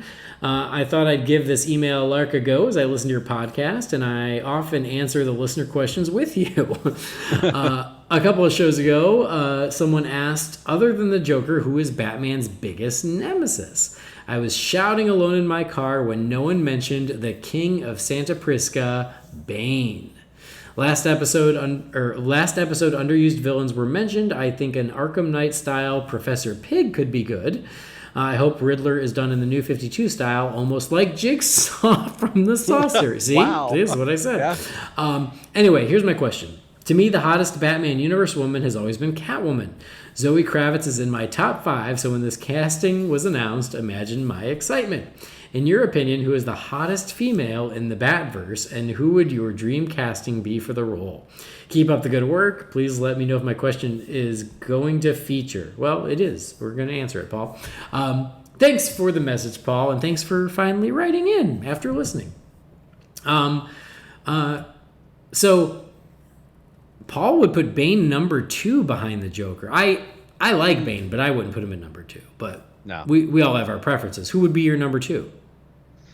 Probably Two-Face. Yeah, I think that's a good one. I think given the personal connection with Bruce Wayne and Bruce feeling like he let down Harvey for not being there, and the only rage that, depending on who's writing Two-Face, but primarily his anger is depicted towards Batman for not coming in saving the day, and then feeling abandoned by Bruce Wayne.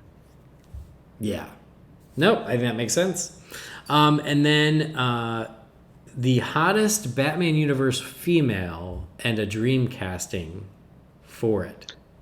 I gotta go with Talia. I'm gonna lean on Jamie with this one, with the Ra's al Ghul Talia angle. I think there's something there. To me, Catwoman's the one that he's not quite supposed to get with. There's just something there that's not working, but Talia should line up with Bruce, but it's the belief system that is keeping Bruce away. But I think if Selina and Talia were both in the room, I think in Bruce's heart he would go to Talia. And as far as casting, I'm horrible at the casting game, so I will defer to you, sir.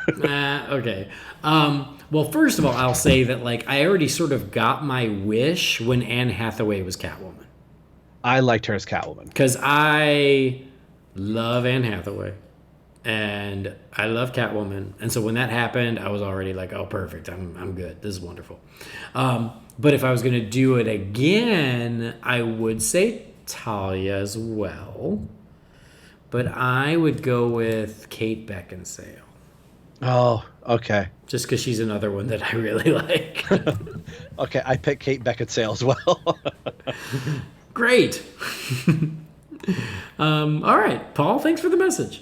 All right, next message is from Imad Alagoose. It says, hey guys, who would you cast for the upcoming Black Adam movie, specifically Hawkman and Hawkgirl and Dr. Fate? One last thing, you're the best DC podcast out there, period. Well, thanks, Imad. We're tied with Everyone Loves the Drake. Very good. Very good. Okay. Thank you, sir. You're welcome. So, fan casting for the Black Adam movie. Well, I'm going to go out on a limb, and I would say I would cast The Rock as Black Adam. I just don't see him as Black Adam. I'm going to need proof. I don't even know if he's into the character. Okay, but so Hawkman, Hawkgirl, and Dr. Fate. Now, I do have one for Hawkman. I've had it for years. I don't think I've ever said this before. I like Nathan Fillion. Oh, I love it. I'm into I think that. I like the jaw. His physique at one time, I think he could probably bulk up a little bit and, maybe drop a little poundage if necessary. Because, like, Hawkman's that, depending on how they do him, he's like in that reincarnation. He dies and comes back as something else, and the two have to find each other again. And for a while, I kind of liked Scarlett Johansson before, she got to be really popular as Black Widow. So now that kind of got taken away. So I really don't have one for her, but I've always kind of liked Nathan Fillion. I've always wanted to see him do something in the DC universe. I know he's voiced Green Lantern before, but I think he'd be a good DC film person to have somewhere in the universe. Yeah. I agree. I think that would be great. The casting, I always do better if I'm given time to think, but I don't have that time. So I will just say some fan casting I have seen that I like. Sophia Botella as Hawkgirl. Okay. Bring a little more of that dark-skinned Egyptian into the Hawks. Okay. She's not doing a superhero movie right now, so why not?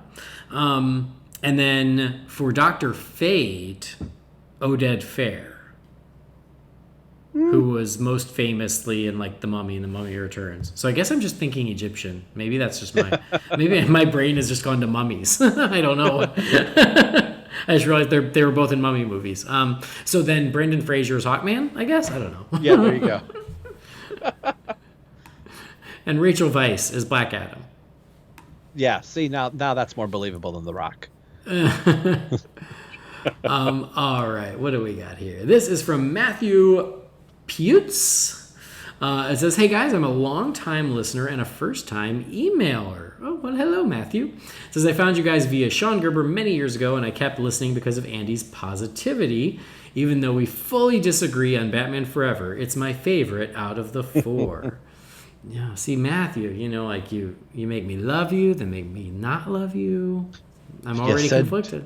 You said too many words right there. You should have stopped it. First time writer. No. Remember when I told you to end your stories one sentence earlier? Right.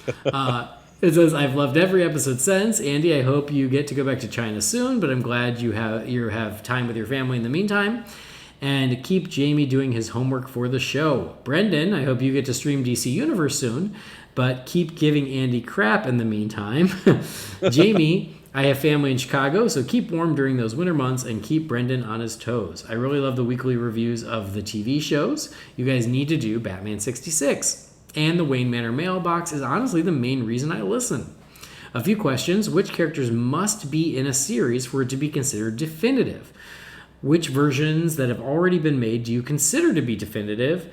And what do the Matt Reeves films need to have to be definitive that have either not already been done or need to be done better? Thanks so much for the weekly Bat Talk, Matthew. Oh, it's Pets. I'm sorry, Matthew. I just got to the end where you clarified how to say it. Matthew Pets. So thank you, Matthew. It is great to hear from you. Okay, so it's all about definitive. So which characters have to be in the franchise to be definitive? Which ones do you think have already been definitive? And then which ones do you think Matt Reeves needs to improve upon? Rob? So we're talking definitive as in live action or definitive like series as in probably not comic books? No, yeah. So like series, like it's really hard to top the Batman animated series as far as what they have done. But for live action, and this is a flag I've been waving for a while, I'm kind of over solo Batman. We've had plenty of years. We've had Nolan trilogy, even though you threw John Blake and you threw Catwoman in there and some supporting characters. I really think we're missing the family element of Batman. So I think definitive for me, it's got to have more than just Batman, Gordon, Alfred, the villain of the month. I want to see a Robin in there. I want to see, like a Harvey Bullock. I want to see some more deep and flushed out characters. That's what really has me excited for the Matt Reeves universe of movies of like how deep is he going to go? Is he going to keep the spotlight solely on like, oh, we got Batman and Catwoman for 3 films? I want to see more and dig deep into the family aspect. So right now, definitive for me is still the animated series. You had plenty of main characters, like even characters like Summer Gleason, even though she was created for the animated series, you had some depth in other characters that you could revolve stories around. So that's going to be hard to beat. And don't get me wrong, I've loved all of the films that have come before, and if it's another 50 years of Batman solo, I'll be there, but I want some more before I say we've got the we've got definitive Batman movies, but we haven't had the definitive series yet. Yeah. No, I agree with that. I mean, and I know where you're going, and I think in keeping with the theme of the episode is I do think that a Batman series has to include Robin to be definitive. I do. And that is also an opportunity because I feel like in movies we have not gotten that. As much crap as I give Batman Forever, I think the Robin stuff in that movie is okay. It's not terrible. But it's not great either. It's okay. Yeah. And there's a better version of it. Yeah. That could be made. There was a step in the correct direction. It may not have been executed the way that it should have. And I was really thinking like Nolan or Reeves could really go, here's how you do the Robin character and you make it work. And people go, oh, you can't believe it. And I would always go, you mean to tell me that if Christopher Nolan put an actual real Robin in there, you wouldn't believe it? Of course you would. Yeah. Yeah, absolutely. So I think that, yes, you would, and it goes back to how we started this conversation. Batman and Robin go together, and I'm still waiting for them to go together in a movie. Mm-hmm. So that's obvious. I think for like, if I'm thinking of a Batman trilogy that I would consider definitive, it would be Batman, Robin, Alfred, Commissioner Gordon, Joker, Catwoman, Penguin, Riddler. Like that feels right. Like Batgirl would be a nice to have, but I wouldn't, but do I think it's necessary to make it definitive? Maybe not. I think it'd be okay without it. But I feel like that was where I would, those are the characters I would sort of feel you absolutely needed. And so, no, I don't feel like we've really gotten that. Here's a hot take for you, just because I want the internet to be mad at me. Is as many Jokers as we've had, I still don't feel we've seen the definitive one. No, I don't think we have either. We've had some great performances, but where you can close your eyes and go, that's the Joker. Yeah. I have yet to say that. Like, you could put all, 3 of them in a blender, and you can get close.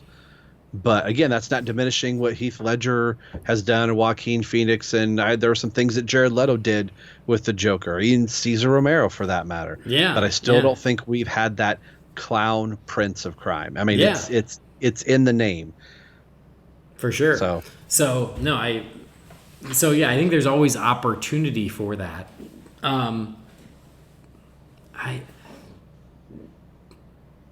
I might say, like, I don't know, like, I think there's always room for another version or improvement. I can't. Okay, here's one where I'll say it was so perfect that it doesn't mean the next one can't be great, but it was just perfect. Gary Oldman as Gordon. Oh yeah. Like, oh my God. Like, I can't. It's so good. It's just so good. His Gordon was so good. And his Gordon stayed consistent through each film, but grew as a character through each film. So yeah, that was it Jeffrey? I always get his name right. Jeffrey Wright. Is that his name? Yeah. I really want to see. I've loved him in the Bond movies and other things that he's done. So to me, the bar is really high for Gordon. And then here's an opposite hot take from the Joker: is I feel like every film Alfred I could consider definitive. Yeah. They're all different, but they're all perfect. Like, so it just goes to show that even if the last guy nailed it, it doesn't mean the new guy can't be just as good. Right. You know? I agree. Like Alan Napier from the 60s, perfect Alfred. Michael Gough in the Burton Schumacher films, perfect Alfred. Perfect. Yep. Michael Caine, perfect Alfred. And even Jeremy Irons, perfect Alfred. So even if the bar is set, it doesn't mean that the next one can't be just as good. Correct. Well, all right. That's kind of a fun one. That could be like a whole freaking episode. Yeah. Well, thank you, Matthew. Thank you for writing in, and good to hear from you. It's Emad Alaguz again. This is because I've had so many emails. He said, "Hey guys, I just finished reading Death and the Maidens based on Jamie's recommendation, and it was a solid book, so thank you. Do you have any other recommendations of good Batman books that aren't popular? And are you planning to review a comic book anytime soon? Love the show. Thanks, Emad." Well, we just gave you a bunch of Robin reading homework. Mm-hmm. So, I mean, I'm going to say if you're feeling like celebrating Robin, read both of the Robin miniseries, Robin and then Robin 2 Joker's Wild. That's a hell of a double feature right there. But other Batman books that aren't popular, what do you think, Rob? And I'm trying to look at my list, and I'm probably not speaking in the microphone. Gates of Gotham. I really like Gates of Gotham. It's mainly penned by Kyle Higgins, and Scott Snyder's in there as part of the archetype. It is the last story before the New 52 starts. So Bruce Wayne is back from his time traveling from the Omega Beams from Darkseid. Dick Grayson is still Batman, but in the book, you have Dick Grayson as Batman, Damian Wayne, Red Robin, appearance by Jason Todd, and Cassandra Cain. It's her last appearance as Black Bat in the book. Fantastic story, and it actually is the starting ground for the Court of the Owls. So if you read Gates of Gotham and go right into the Court of the Owls, it is very much one continuous story from Scott Snyder, but it gets overlooked quite a bit because it was the last thing right before the universe got a reboot. Yeah, that's cool. I feel like I give this answer a lot. Batman Dark Knight Dark City is a great Riddler arc. Yeah. And I just caught up on the current Batman book by James Tynion IV, and it's a great. He's killing it. I love it. Oh, yep. So if you're not up to date, that's a great one too. And then I'd go back and say, and I know that Rob agrees with me. This is Tynion's run on Detective was amazing. Yeah. So much so, some guy got the crazy idea to make a radio drama out of it. I'm just saying. Some weirdo. Yeah, some weirdo.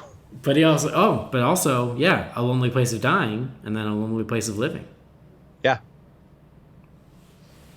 All right, next message is from Chris, the Objective Geek. It says, "Hey guys, quick question: Has it been confirmed what year the Batman takes place? From the look of the car, cycle, and suit, it looks like it could be fairly timeless, like the animated series. What are your thoughts? Maybe we'll get some blimps. Thanks. Keep up the great work." Thanks, Chris. It has not been confirmed, but it has been wildly rumored that it is year 2. Yeah. Now, are we still under the suspicion that it actually takes place in the 90s? I don't think so. That now feels like an old rumor that I haven't heard in a while. So I feel like it will be a little more timeless, which is great. I do love the idea of it being timeless. As do I. But yeah, so like it's been rumored for year 2. Everyone seems to now accept that as the truth, even though it has not been confirmed. But based on what we're seeing, it wouldn't surprise me because as we said, it certainly looks like a Batman who's still really early in his career. So we'll see. Yep. All right, next message is from John Mercado. It says, "Hey, Bat Family, thanks for answering my question last time about the Batman Forever commentary. I agree that a Batman Under the Red Hood commentary would be even better. It needs to happen. My question is about Jensen Ackles. Stephen Amell has gone on record saying he would have loved to see Jensen as Batman alongside Arrow. This we know couldn't happen now, but I feel he would have been an excellent candidate. Any thoughts on future casting for Ackles? Could he be good in the Batwoman series if the show continues and we're introduced to Bruce? Thanks, and keep bringing amazing episodes, John. Thank you, John. What do you think? Like Jensen Ackles as Batman or someone else, Rob? Red Hood. Jason Todd. Obviously, yeah. I mean, Yeah. it does make sense. I feel like they could totally get away with him doing it on Batwoman. Oh, easily. But yeah, like, you know, could he be Batman on Batwoman? I wouldn't have a problem with it. And wasn't he something to, or maybe that was Amel's brother. But I thought they were pining for him to be their Batman in the Arrowverse. So Well, I'd be up yeah. for it. Okay, yeah, me too. I can't think of anyone else off the top of my head, but I like Jensen Ackles. He seems like a good dude. He certainly has given good voice performances, so I'd love to see him do something live action in the Arrowverse where he's not whatever the heck his character's name was in Smallville. I don't even remember, but where he's not that guy, but he can be someone cooler. He could be a good Hal Jordan. Ooh, yeah. All right, next message is Stuart from Guernsey. It says, hey guys, after hearing about the infamous Batman tattoo for a number of years, and you recently said you had it redone, I'm curious to see what it looks like. Are you able to post a photo of it? I'm currently in the process of getting my upper arm sleeved with the Titans. Ooh. It says, I've already had Beast Boy in his tiger form. This Wednesday, I'm adding Dick Grayson as Robin. I'm sure this message will be a nice change to the amount of messages I'm sure you'll be receiving about the Michael Knight Kitmobile. I hope everything is good. Stuart, thank you so much. Number one, I want to see pictures of your tattoo because that sounds awesome. And yes, I need to post a picture of my redone bat tattoo. It turned out great, so I'm very happy with it. And as I said earlier, now it's time to move on to the Robin tattoo. Rob, do you have a Robin tattoo? No, I always wanted one, but I'm a wuss and I don't like needles, so I never got that far. Well, when I went and got my Batman one redone, it had been 12 and a half since I had gotten it. And like, I'd been talking about it for years of like, oh yeah, I want to get it redone. And then I sit down to do it finally. And then I'm like, oh, wait, I forgot this guy's about to take a needle to my arm. Like, I'd completely forgotten that part of it. And I just got that instant moment of panic of like, oh, shit, I forgot this is, like, going to hurt a little bit. And it was fine. I was all right. But, yeah, like, it was just one of those things where, like, I just took it for granted. And then he's getting the needle ready. And I just kind of, like, got lightheaded for a second going, oh, crap. Yeah, I forgot about this part. But all's well that ends well. It turned out fine. I will post a picture on Twitter and Instagram. I just haven't yet. I was waiting for it to heal, but now it's healed, so I should do it. All right, next message is from Kyle Refner. It says, hey, I wanted to write in and ask you about your thoughts about the new Batmo car, the Bat car. I'm guessing you'll probably do an entire episode. Instead, I thought I'd ask another question. My question is this. What are your opinions on Ace the Bat Hound? We talk about wanting to see different members of the Bat family in the new trilogy, but no one ever talks about the goodest Bat Boy. Why can't Ace get some love? For me, one of the coolest parts of Batman Beyond was seeing Ace in the Batmobile and in the Batcave. And again, one of the coolest Easter eggs in Arkham Knight is the dog bowl in the corner of Bruce's office that says Ace. It's a little weird, but I absolutely love the idea of Bruce Wayne showing up to work with a giant scary dog in tow. What do you think the odds are that we could get our very first live-action Ace? Would you like to see it? And if it did happen, would you have a preference onto what type of dog it is? I believe traditionally Ace is a Great Dane, but recently he's been drawn as a German Shepherd. I look forward to your answer. Cheers, Kyle. Thank you, Kyle. Always good to hear from you. Yes, we did do a whole episode last week about the Batmobile, so that's out there. Enjoy that. Thoughts on Ace the Bat Hound, Rob? I was actually thinking about this while, because Ace appeared in the book we just reviewed, that I think if anybody's going to do Ace, it's going to be now. It would be Reeves if it would be done. I think it'd be cool, even if it was more like if he doesn't have a cowl on the dog or whatever. But if he simply had a dog named Ace, I think for the average moviegoer, they wouldn't think anything about it. Like, oh, Bruce Wayne's got a dog. But for all of us nerds and geeks, we would be like, oh my gosh, that's Ace the Bat Hound. And if that's all it is the dog, they're simply named Ace, I'd be happy. So I could see Reeves giving Wayne a dog. So got my fingers crossed. Yeah, I like Ace. I think Ace is cool. I love the way he's drawn in Batman Beyond. I think that's my favorite look for Ace. I think that's awesome. So yeah, I don't know if it'll happen, but I would support it. No. Yeah. And then what kind of dog? Yeah, like I do feel like he's usually bigger, like a Great Dane, but he's also usually gray or black. Like, do Great Danes come in gray or black? I don't know. I don't know either. I don't know. But yeah, I feel like there was a Christmas one a couple years ago where he was more of a German Shepherd. Yeah. But I love German Shepherds. I just think they're cool. So maybe I lean towards that. I know it probably wouldn't work, but a dog that I've had for a while was a husky. So I don't know if that's the right archetype. Awesome. But I'll tell you, my sister has a dog, and he is a what's the dog? A pit bull. He's a pit bull. He's a black pit bull, and his name is Hero. And he's my favorite, and he could be Ace the Bat Hound. Except he's a big, huge, muscular pit bull, and he thinks he's a kitty cat because he sits on my lap, and he's so huge, and it's like I can't breathe, but he's so nice that I can't kick him off. All right, next message is from Michael Murphy. It says, hey guys, do you think that the Riddler / Edward Nashton in The Batman could be like Kevin Spacey's John Doe from Seven? Michael, thank you for the message. What say you, Rob? I could see that.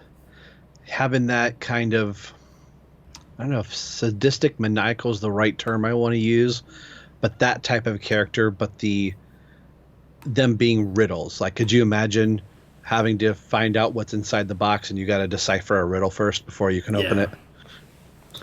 I think he absolutely could be. Yeah. Because if you think about Seven as a precursor to Saw, yeah, it's very similar methodology, and it's really damn creepy. So yeah, I absolutely could see that a Riddler that's along those lines. So yeah, wouldn't be shocked at all. Next message is from Travis Kinsey. It says, hey Andy, Jamie, and Brendan. First off, I'm sorry to hear about your grandma, Andy, and I hate that you had to face toxic fandom at the same time. I just want to thank you for all that you do, your time, and all your efforts. Don't ever feel like it goes unnoticed. I feel like I, as well as maybe you guys, are all feeling a little down lately about something that we love. Batman. I, like you guys, am let down by the recent reveals of the Batsuit and the Batmobile. At times I almost feel guilty for not loving them, and I try to talk myself into loving them, and then I just have to admit that I don't, and that's okay. It seems that fans on both sides have short memories and forget that if they like this version of Batman, they were probably feeling a lot like us during BVS and Justice League. You can't please everyone. I guess what I really want to say is thank you guys for always being a safe place to be a Batman fan. Even when opinions vary, you guys do your very best to walk a fine line and be respectful of everyone's opinions. Holy BatCast has become the only Batman-related news source that I follow. 1, because you guys are great, and 2, because I've never felt attacked for the way I feel about something that may differ from how you feel. Sorry this is so long. I knew better than to start out by saying I'll keep it short. Seriously, thank you all. We have to keep our heads up and remember this is something we love. There is always something Batman-related we can revisit to remind us that brings us joy and makes us feel good. Keep doing what you're doing and remember why you do it. For the love of Batman, your Bat friend, Travis. Travis, thank you. That's a really wonderful message, and it made my day. You just made my day, so thank you for that. I do appreciate it, and it does mean a lot. And yeah, thank you for the condolences about my grandmother, my babcia. A lot of people have tweeted me very nice things about me dealing with the loss of my babcia, and I appreciate that too. And then I know where you're coming from. Like, I feel guilty if I'm not immediately in love with something Batman related, or if I don't love something Batman related. It's weird because we're used to loving so much about Batman. And so I totally get it. And I hope that this show is respectful of everyone's opinions. It tries to be, except for Brendan and Batman Forever. But that's just because it's Brendan. He deserves it's Australia. it. It's Australia as well. I mean, come on. That guy. Brendan's going to be like, Rob, I thought you were on my side. No, I'm a turncoat. I'm a turncoat. If Andy wasn't here, then I would be with you, Brendan. That's just how it is. But I'll say this about like Batman, even as we're talking about, it's not what I like. The analogy is, and sorry if this is a little crude, but it's, to me, Batman is like sex and pizza. Even when it's bad, it's still really good. Yep. Like, I've had some bad pizza, but having bad pizza is better than having no pizza. Yeah. And, even if it's like, the suit isn't what I want, I'm still getting to go to the theater, and I'm still getting to see a Batman. I mean, if you would have told me in 1989 that I have not till 2020, that in the year 2020, when I have a flying car, that I'm still going to see a Batman movie, I would have said, you're crazy. And here we are, we get to complain about this thing that we like. It could be worse. We could have nothing. So I would rather have something that I'm really passionate about, that trying to be respectful to other people's opinions and go, you know what? At the end of the day, we all love Batman. Isn't that just good enough? Yeah. No, absolutely. And as I said on the last episode, like, there are so many versions of Batman, and everyone has their Batman preferences. And so we're past the time where one Batman is going to please everyone. It's just not, some people like it this way, some people like it that way. But you're right, like, it's okay. And maybe, we haven't seen the movie yet. And hopefully now this has just, kept our expectations in check, and then we can go see the movie, and the movie can blow us away, and then none of it's going to matter. Yeah, I always like walking out of a movie going, boy, was I wrong. That was awesome. Yeah. No. I mean, that's sort of what happened to me in Batman Begins. Not that I was not looking forward to it, but I just was like, I just wasn't psyched for it. It was more like, oh, cool, a new Batman movie. And then, man, I walked out walking on air. So I hope that history repeats itself. So anyway, Travis, thank you again for this message. It really does mean a lot, and I really do appreciate it. All right, next message is from our pal Lee Malaby. Hey, Lee. It says, first of all, let me wish Jamie all the best. We miss you, brother. Come back soon. But in the meantime, Brendan is more than an ample replacement. Second, Andy, I'm sorry to hear about your grandma. Our thoughts are with you as well. Thank you, Lee. I appreciate it. Thirdly, I find the constant use of the word very offensive. He says, come off it. Of course I don't. I'm British. We use it as much as the Aussies. I will just have you know, I only use that word against men. So it's okay. And often groups of people, large groups of people who are in my way. Then I'll just, Anyway, it says, here's my thought. On the last episode, you guys were discussing the move to root the Batman more into the real world, and that being a decision based on maybe trying to make it similar to the more successful Nolan trilogy. This I agree with, but I also think it could be a move to distance itself from the slightly more fantastical world of Justice League and Suicide Squad. What do you think? Thanks again, your theme park buddy, Lee. Thank you, Lee. Always good to hear from you. Lee is the host and producer of the unofficial Universal Orlando podcast. So look at that, Lee. Free plug for you. All right, so first, we don't, we said that it felt like it was trying to go more Nolan-esque, but of course we don't know for sure that that is the thought process. And in fact, we hope it's not the thought process. We hope they're not like, oh no, that worked. Let's do something more like that. But I was talking to Jamie, and he brought up a great point, because Brendan on the last episode said something like, he goes, I just hope that this is always what Matt Reeves wanted to do, and it wasn't WB going, hey, can you do something like Nolan, because that was such a huge thing for us. And Jamie brought up a great point. He goes, remember, Matt Reeves walked away. And when he came, and then he came back, and I have to imagine that when he came back, they gave him full creative control. And I went, oh yeah, I forgot about that. Great point. So yes, my guess is this is the Batman Matt Reeves wants to make. They gave him, they got him back to the bargaining table and got him to sign the dotted line. And then they gave him, 2 years to develop it before they started shooting. So right. I think it is his movie and his choice, and maybe his sensibilities are just a little more Nolan-y. And I don't mean that as a negative. I just mean, like, aesthetically speaking, maybe that just speaks to him more. But what do you think, Rob, about Lee's thought about, like, is it trying to take a step away from what we saw in Justice League or Suicide Squad or even BVS? I mean, you can look at it just from what little we have seen of it, just in suit departure. Yes, it's a suit look. I mean, it is a departure from that. But I can't believe, with what Jamie just said, that Reeves specifically said, oh, I was really wanting to do some fantastical elements, and now I can't, darn it. I think this is the movie he wanted to do right from the get-go.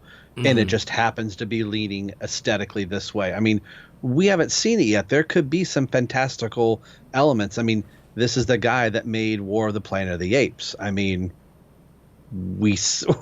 there were apes walking and talking and firing guns, and doing all that stuff. So he's not afraid to dip his toe into the fantastical side of storytelling. So, and until we really see an official teaser type of a trailer where there's some action and movement, I just think this is a story he wanted to tell, and it just may happen to look aesthetically like the Nolan films, kind of, sort of.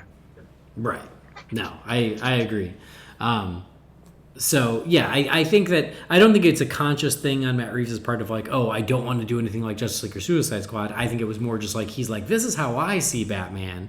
And they went, okay, just do that. And don't worry about what the other movies are doing. And so that's what he's doing. Yeah. All right. Next message is from Weston Craig. It says, hey guys, I've been thinking about getting a bat symbol tattoo for a while. Do either of you have any superhero... Oh, this is another theme for the day. Do either of you have any superhero tattoos? If not, what sort of Batman-related tattoo do you think would be really cool? Also, I want to give a shout-out to Allison from the last episode. Please know that not only the hosts of Holy BatCast are rooting for you, but the fans are rooting for you as well. So, Allison... That was another thing. So I got some nice messages about my Bopsha, but I also got a lot of nice messages rooting for you, Allison. So Allison, I hope you're listening, and I hope you know that the whole Bat family, we love you, and we support you, and we're thinking about you. But I already answered this, Weston, I got my Batman tattoo redone, and I got it done more in the style of Batman 89. It used to be more of like just the generic bat symbol. But when I had them redo it, I had them like darken up the blacks and add a little more like yellow gold as the background, so it looks a little more Batman 89-y. And now I want to get Robin too. So that's my answer. And Rob also wants to get Robin if he would stop being a wuss. If I stop being a wuss. Yeah. I have some temporary tattoos, and they're pretty sweet. That's good. If you got a Robin tattoo, though, what would it be? It would be the classic R symbol. That's a tattoo I always wanted. Have it on my left shoulder. The Tim Drake R, though. Right? Yeah. The Tim Drake. Sorry, the classic one Tim Drake R. Yeah. I'll get it for both of us. All right, thank you. And I can guarantee you, Brendan doesn't have one. I think that's a pretty safe bet. I think he's got one, but I think it's like 2 numbers, 2 zeros, and a 7, whatever that means. What? That doesn't make sense. It doesn't. Actually, no. I think he's got... I take it back. He does have one. He sent me a picture. He has Jim Carrey as the Riddler on one butt cheek and Tommy Lee Jones as Two-Face on the other butt cheek. And doesn't Jim Carrey say, I think a dingo ate your baby? Yes. Okay. And whenever he farts, it makes a joygasm. Brendan, I'm sorry. Okay. CJ Higgins he says, "Hey Bat fans, we're getting to the end here, Rob. Thanks for hanging in there. I just need to empty out these freaking mailbox." Okay. This is from CJ Higgins. It says, "Hey Bat fans, I was listening to you and Brendan about the new Batmobile, and I wanted to give you my thoughts. As Brendan said, you guys aren't car guys, which is fine. Like you, I also love movie cars, but I also love the Fast franchise, and that series has many souped-up vehicles. I wonder how you feel about those movies and cars. The new Batmobile does have the open flames on the back, which is now a staple for the Batmobile, and it has very subtle fins or lips on the edges, so it's sleek looking. I do need to see more on how it moves because I wasn't in love with the Tumbler until I saw it jumping off rooftops. That was pretty awesome. Thanks for reading, your Bat friend, CJ Higgins." Thanks, CJ. Yeah, I appreciate the thoughts. Yeah, like we assume that engine on the back will probably shoot some flames, I assume. And then, yeah, the sloped area in the back as fins. I know what you're saying, but I'm not giving them credit for that. And Taco Bell's real Mexican food. Rob, where do you stand on that? You meant we talked about the suit a little bit, but how are you on the car? I was always told don't hate something, but I don't like the car. Okay. It looks like it should be Bat Fast 7. It does. It really does. I mean, and again, for what I said earlier, I get it. This could be Bat version Mark 1, but I would almost rather have had no Batmobile and him ride around on the motorcycle that we've kind of seen out and about if you were into the whole spy pick thing type thing. And then the Batmobile would come later. But I get it. If this is year 2, he's still working on the car. Even the issue we were talking about, he was driving in a red Batmobile. It wasn't even a Batmobile. So I get it. Let's see it in motion. Let's see it in moving before I pass judgment. But it's not my cup of tea. Yeah. Do I hate it? No. Am I disappointed? Kind of, sort of. Yeah, no, same. I don't hate it. I just was disappointed. Right. I went, oh, really? That's it? All right, next message is from Rody Shement. It says, "Hey guys, I hope you're doing well. Quick question. If you could pick one unmade or scrapped DC movie to watch without worrying about how it would have impacted future movies or why it couldn't have happened, what would your top choice be? Mine would be Justice League Mortal. Also, no question here, but you guys talking about the Batman just reminded me that it's a bummer. Oh, talking about the I'm Batman line. So, I'm Batman. It's a bummer we never heard Affleck say it. Thanks. Rhodey, thank you. I agree. I wish Affleck would have said it. Yeah. I know it's a little cheesy. I know. I don't care. I just like hearing them say it. I want to hear it. All right, so a scrapped or unmade DC movie. Robert, what do you think? I would have said Justice League Mortal, but that was already taken. So I would have wanted to see one more Schumacher Batman. I wanted to see this if it was Batman unhinged. Like, would he have turned the ship around, or would he just have amped Batman and Robin right up to 11 billion, So the idea of getting to see a Scarecrow, but hearing that, Harley Quinn was going to be in there and it was going to be Madonna. It's like morbid curiosity more than anything, but Mortal is my gut reaction. I want to, if we don't ever get to see the movie, I want to see the documentary of the film that never got to be, kind of like the Schnepp film, The Death and Return of Superman Lives. Yeah. That type of thing. Yeah. I mean, yeah, my answer would have been Tim Burton's Batman 3. I wanted to see Burton's Riddler. Yeah. I wanted to see Burton's Two-Face. That's the big one. Give me Chris O'Donnell still as Robin, but I want Michael Keaton as Batman. Yeah. Yeah. So that's the big one, and then the runner-up would have been Superman Lives. I think that would have been. I'm a Burton whore. What can I say? I love Burton. So, I really am. I'm still bummed that Superman Lives fell apart because I would have loved to have seen it. All right, 2 more. This is from Brian B. It says, "Hey guys, I hope well. Sorry for the email so soon, but my passion bucket regarding the new Batman movie is overflowing. My comment is this. I'm definitely not a fan of the new suit, bike, or car, and I agree that we've seen real-world Batman before, and it's time for a different take." Wait, my passion bucket regarding... Oh, okay. It sounded... I thought we were starting... He was excited, but it sounds like his passion just overall. Okay.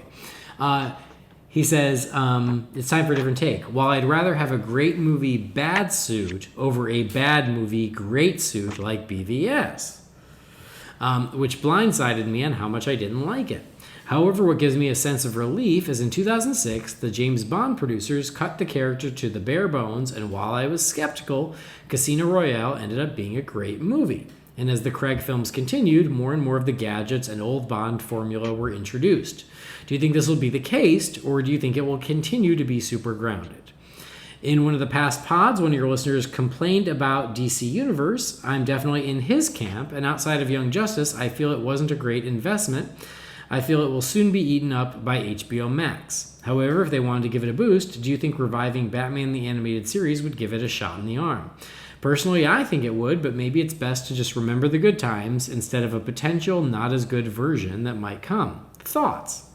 Also, Andy, you seem to be upset by the backlash you received for some of the comments you made about the Batman. Just remember that most of the people who listen to your show or follow you are good people, and it's the 1% who have the loudest voices. You always treated people with different views with respect, and I always felt that was one of your strengths. Sorry for the pep talk, but I wanted to give you a pat on the back for the great work that you do on the pod. Lastly, Kenneth and Allison, best of luck with your ordeal, and as someone who has had family members battle cancer, keep up the good fight and kick cancer's ass. Sorry for the long email, but keep up the good work, guys. All right. Thank you, Brian, for everything. And let's see. Let's take this one at a time. Last thing first, Kenneth and Allison. Yay, more love for Kenneth and Allison. I love to see that. Thank you for the kind words about, the backlash, because I wasn't as hot on the couple reveals we've gotten for the Batman. And you're right. Honestly, most of the meanest people are people who don't even know the show. They're just people who saw my reaction on Twitter and decided to go after me for it. Most of the people who listen to the show actually bothered hearing my rationale, and even if they didn't agree, at least most of them weren't shitty about it. A couple were still shitty, but mostly not. It's mostly yeah. And it's true. 99% of the people I meet because of the podcast are wonderful, sweet, passionate people who I love interacting with. It's just, it's that inner insecurity is when one person tells you how much you suck, but 99 tell you you're great. You just believe the one person. Yeah. So, I don't know. Anyway, but thank you. I appreciate that, Brian. Okay, so he's not as into the aesthetics, just like we aren't, but he's hoping that the Bond series, that they will start bringing in more of the more polished comic booky stuff. What do you think, Rob? Do you think that's what's going to happen, or do you think they're going to keep it bare bones, which is what we're seeing so far? No, I think the only way to go is up. I don't think you can sustain a Batman like this through, let's just say it's 3 films. I don't know if it is or not, but through a series of films and have it stay like this and not have the character grow and move and become something greater, especially if this is year 2. I don't want to be stuck in now it's year 3, now it's year 4. I want to see some growth. Maybe we get a little bit of a time jump. Maybe it's the next one's 5 years later, or something like that. By the time we get to the end, it'd be nice to see this Batman and in my world's wildest dreams in a gray and blue type of a suit, even if it's armored or ish, something like that, or you get more akin to the Affleck type of a cloth looking suit. So I think the Bond films, you just get these little nuggets he gets a new Batmobile in the next one, and it's got this launcher or line launcher on it, or it ejects him out of the seat or something. So that's where I hope it goes. Yeah. No, I agree with you. I hope so. I think it will, just logically speaking, because of how bare bones the car and the suit look right now. Like, I think that it only gives you can only go more polished from there, and maybe that's an intentional choice.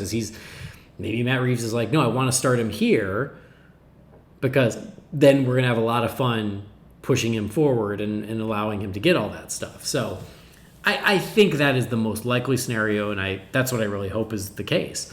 And then DC Universe, the idea about bringing back the Batman the animated series. So I've been really happy with DC Universe, especially for $5 a month. Again, like you read two comic books, it's paid for. Right. But if you just want like new content, there's usually only one new thing coming at a time. But a lot of the old content is great, but you have to be into it. So, but bringing back Batman the Animated Series, hell yeah, I'd be all for it. And do I think it would be a boon? I do. What do you think, Rob? Oh yeah, I think if you did that, like, I think in April, May they're bringing. There's the digital first series, but they're going to start printing it. The adventure continues. To me, is I'm using the right word, the litmus test of like, okay, if this does well, will the miniseries go into a full series? And could they make the animated series like part 4, part 3, depending on how you want to cut it? I think it would do really well, especially if you could get Conroy and Hamill and Lauren Lester, and you start getting those voices. If you can't get those voices around, then it would have to be something else. But if you could nab those voices for even a limited series, I think it would do really well. But like you said, for $5 a month, like, I took a day off work this week and I was home half a day, and I just went, what's on DC Universe? And I just watched something at random. I just like having it there to, even if I don't watch it for a month, the next month I do, I may watch 5 or 6 hours. So I think it's worth every dime. And like you said, you read 2 comics, it's paid for. Totally. Yeah. And my only frustration with DC Universe is like the movies like appear and disappear seemingly at random. Yeah. And so when when you're like, oh, I want to watch that, and you go in and you're like, oh, it's not here anymore, because that's frustrating. Like that's a little annoying, because if it had everything, it would. I think everyone would feel a little better about it. But because of the movies and the way the rights work with streaming and on demand and etc., like that's just not the way it happens. Yeah. All right, one last one from Clarence Eugene. It says, greetings, Bat Family. With all these movies postponing their release dates, will Matt Reeves' The Batman be affected by what's happening? Clarence, thank you for the message. What do you think, Rob? Do you think that... It's got a 2021 release date, right? June of 2021. Nope, not at all. Unless this epidemic continues long out. I'm thinking, all right, we get through midsummer, all this stuff is wrapped up for the most part, it'll be back to life as normal. So I think with it being Batman, I think AT&T and Warner Brothers and Disney are going to put their feet in the ground and say, nope, this is our date, our film, and the only way it would move if Reeves needs more time for something. So right now, I don't think it'll be affected at all. Now, shooting wise, if they're not done shooting, that could be a whole different story. But I think if they're the better part way through filming this thing and they're pretty much quarantined themselves in their own little studios, then I think they're fine. That's exactly what I was about to say. Is I'm not worried about the release date. What I am worried is if they shut down production. Yes, that would be the only thing that would shift that. Yeah, because then there would be a domino effect. But as long as they keep shooting, it's over a year away. I think it'll be fine. But if they have to shut down production for a few months, then there will be a delay. Because what was it? Falcon and Winter Soldier. I think they shut down production of that. So I hope that doesn't happen for the Batman. But more importantly, I hope everyone's just safe and healthy. Right. So. Yeah. Exactly. So if it has to shut down and for everyone's health and we get it 6 months after the fact, hey, as long as I'm getting a Batman film, I don't care when it comes out. Yeah, for sure. So, all right. Well, we're closing the mailbox. Oh my gosh. Whew, we did it. So this has been an epic episode, but sometimes you got to do that to catch up, and I appreciate you staying up late to do it with me. No problem. What is it? It is almost 1 a.m. Yay! Yay. But anyway, Rob, this was a pleasure. Oh, for everybody who wants to write into the Wayne Manor mailbox, you can send those emails to Holy BatCast at rf4rm.com. It is always great to hear from you guys. So yeah, please send those questions and thoughts our way. And as always, we will do our best to get to them in a timely manner. But Rob, thank you for joining me for our Robin celebration and for some emails. Well, thank you for having me on. This was a lot of fun tonight. I agree. It's always a pleasure having you on. We should do it more often, but you know how busy we get, schedules and whatnot. So anyway, tell all our friends where they can find you. You can find me on Twitter, just me, myself, at DrummerRob10. If you'd like to follow the two podcasts, the primary one is Robin Everyone Loves the Drake. We are on Twitter at ELTD Podcast. And I love the Everyone theme so much. We have a sister show, Everyone Loves Young Justice.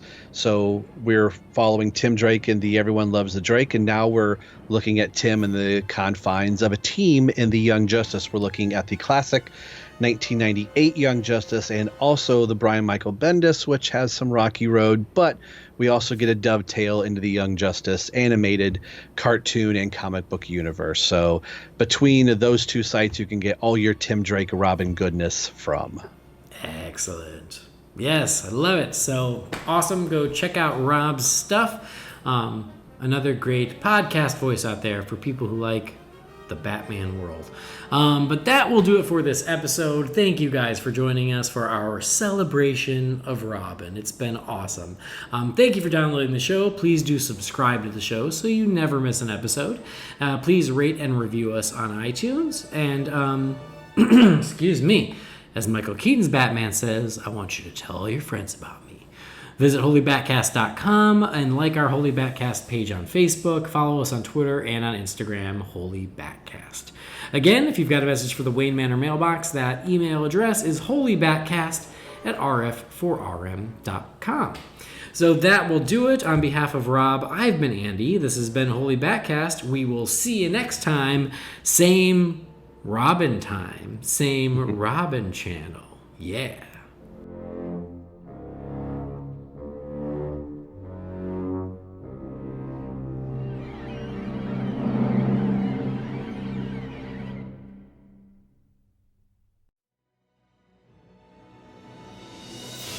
Holy BatCast is brought to you by real fans for real movies. Remember, the thoughts and opinions shared by the participants are theirs and theirs alone, and do not represent the companies or organizations they happen to work for.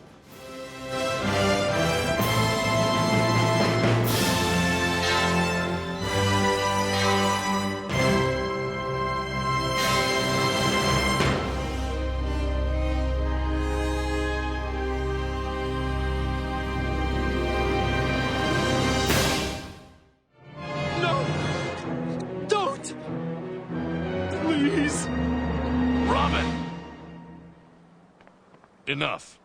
You can't let your emotions get the best of you. Stuff your advice, Batman. You and your stone-cold heart. You don't know how I feel. How could you? Batman, I didn't mean to. I'm sorry. You were right, you know. Not bringing me along. You knew I'd take it too personally. It wasn't that, Robin. It wasn't that at all. Zuko's taken so much, caused you so much pain. I couldn't stand the thought that he might take you, too.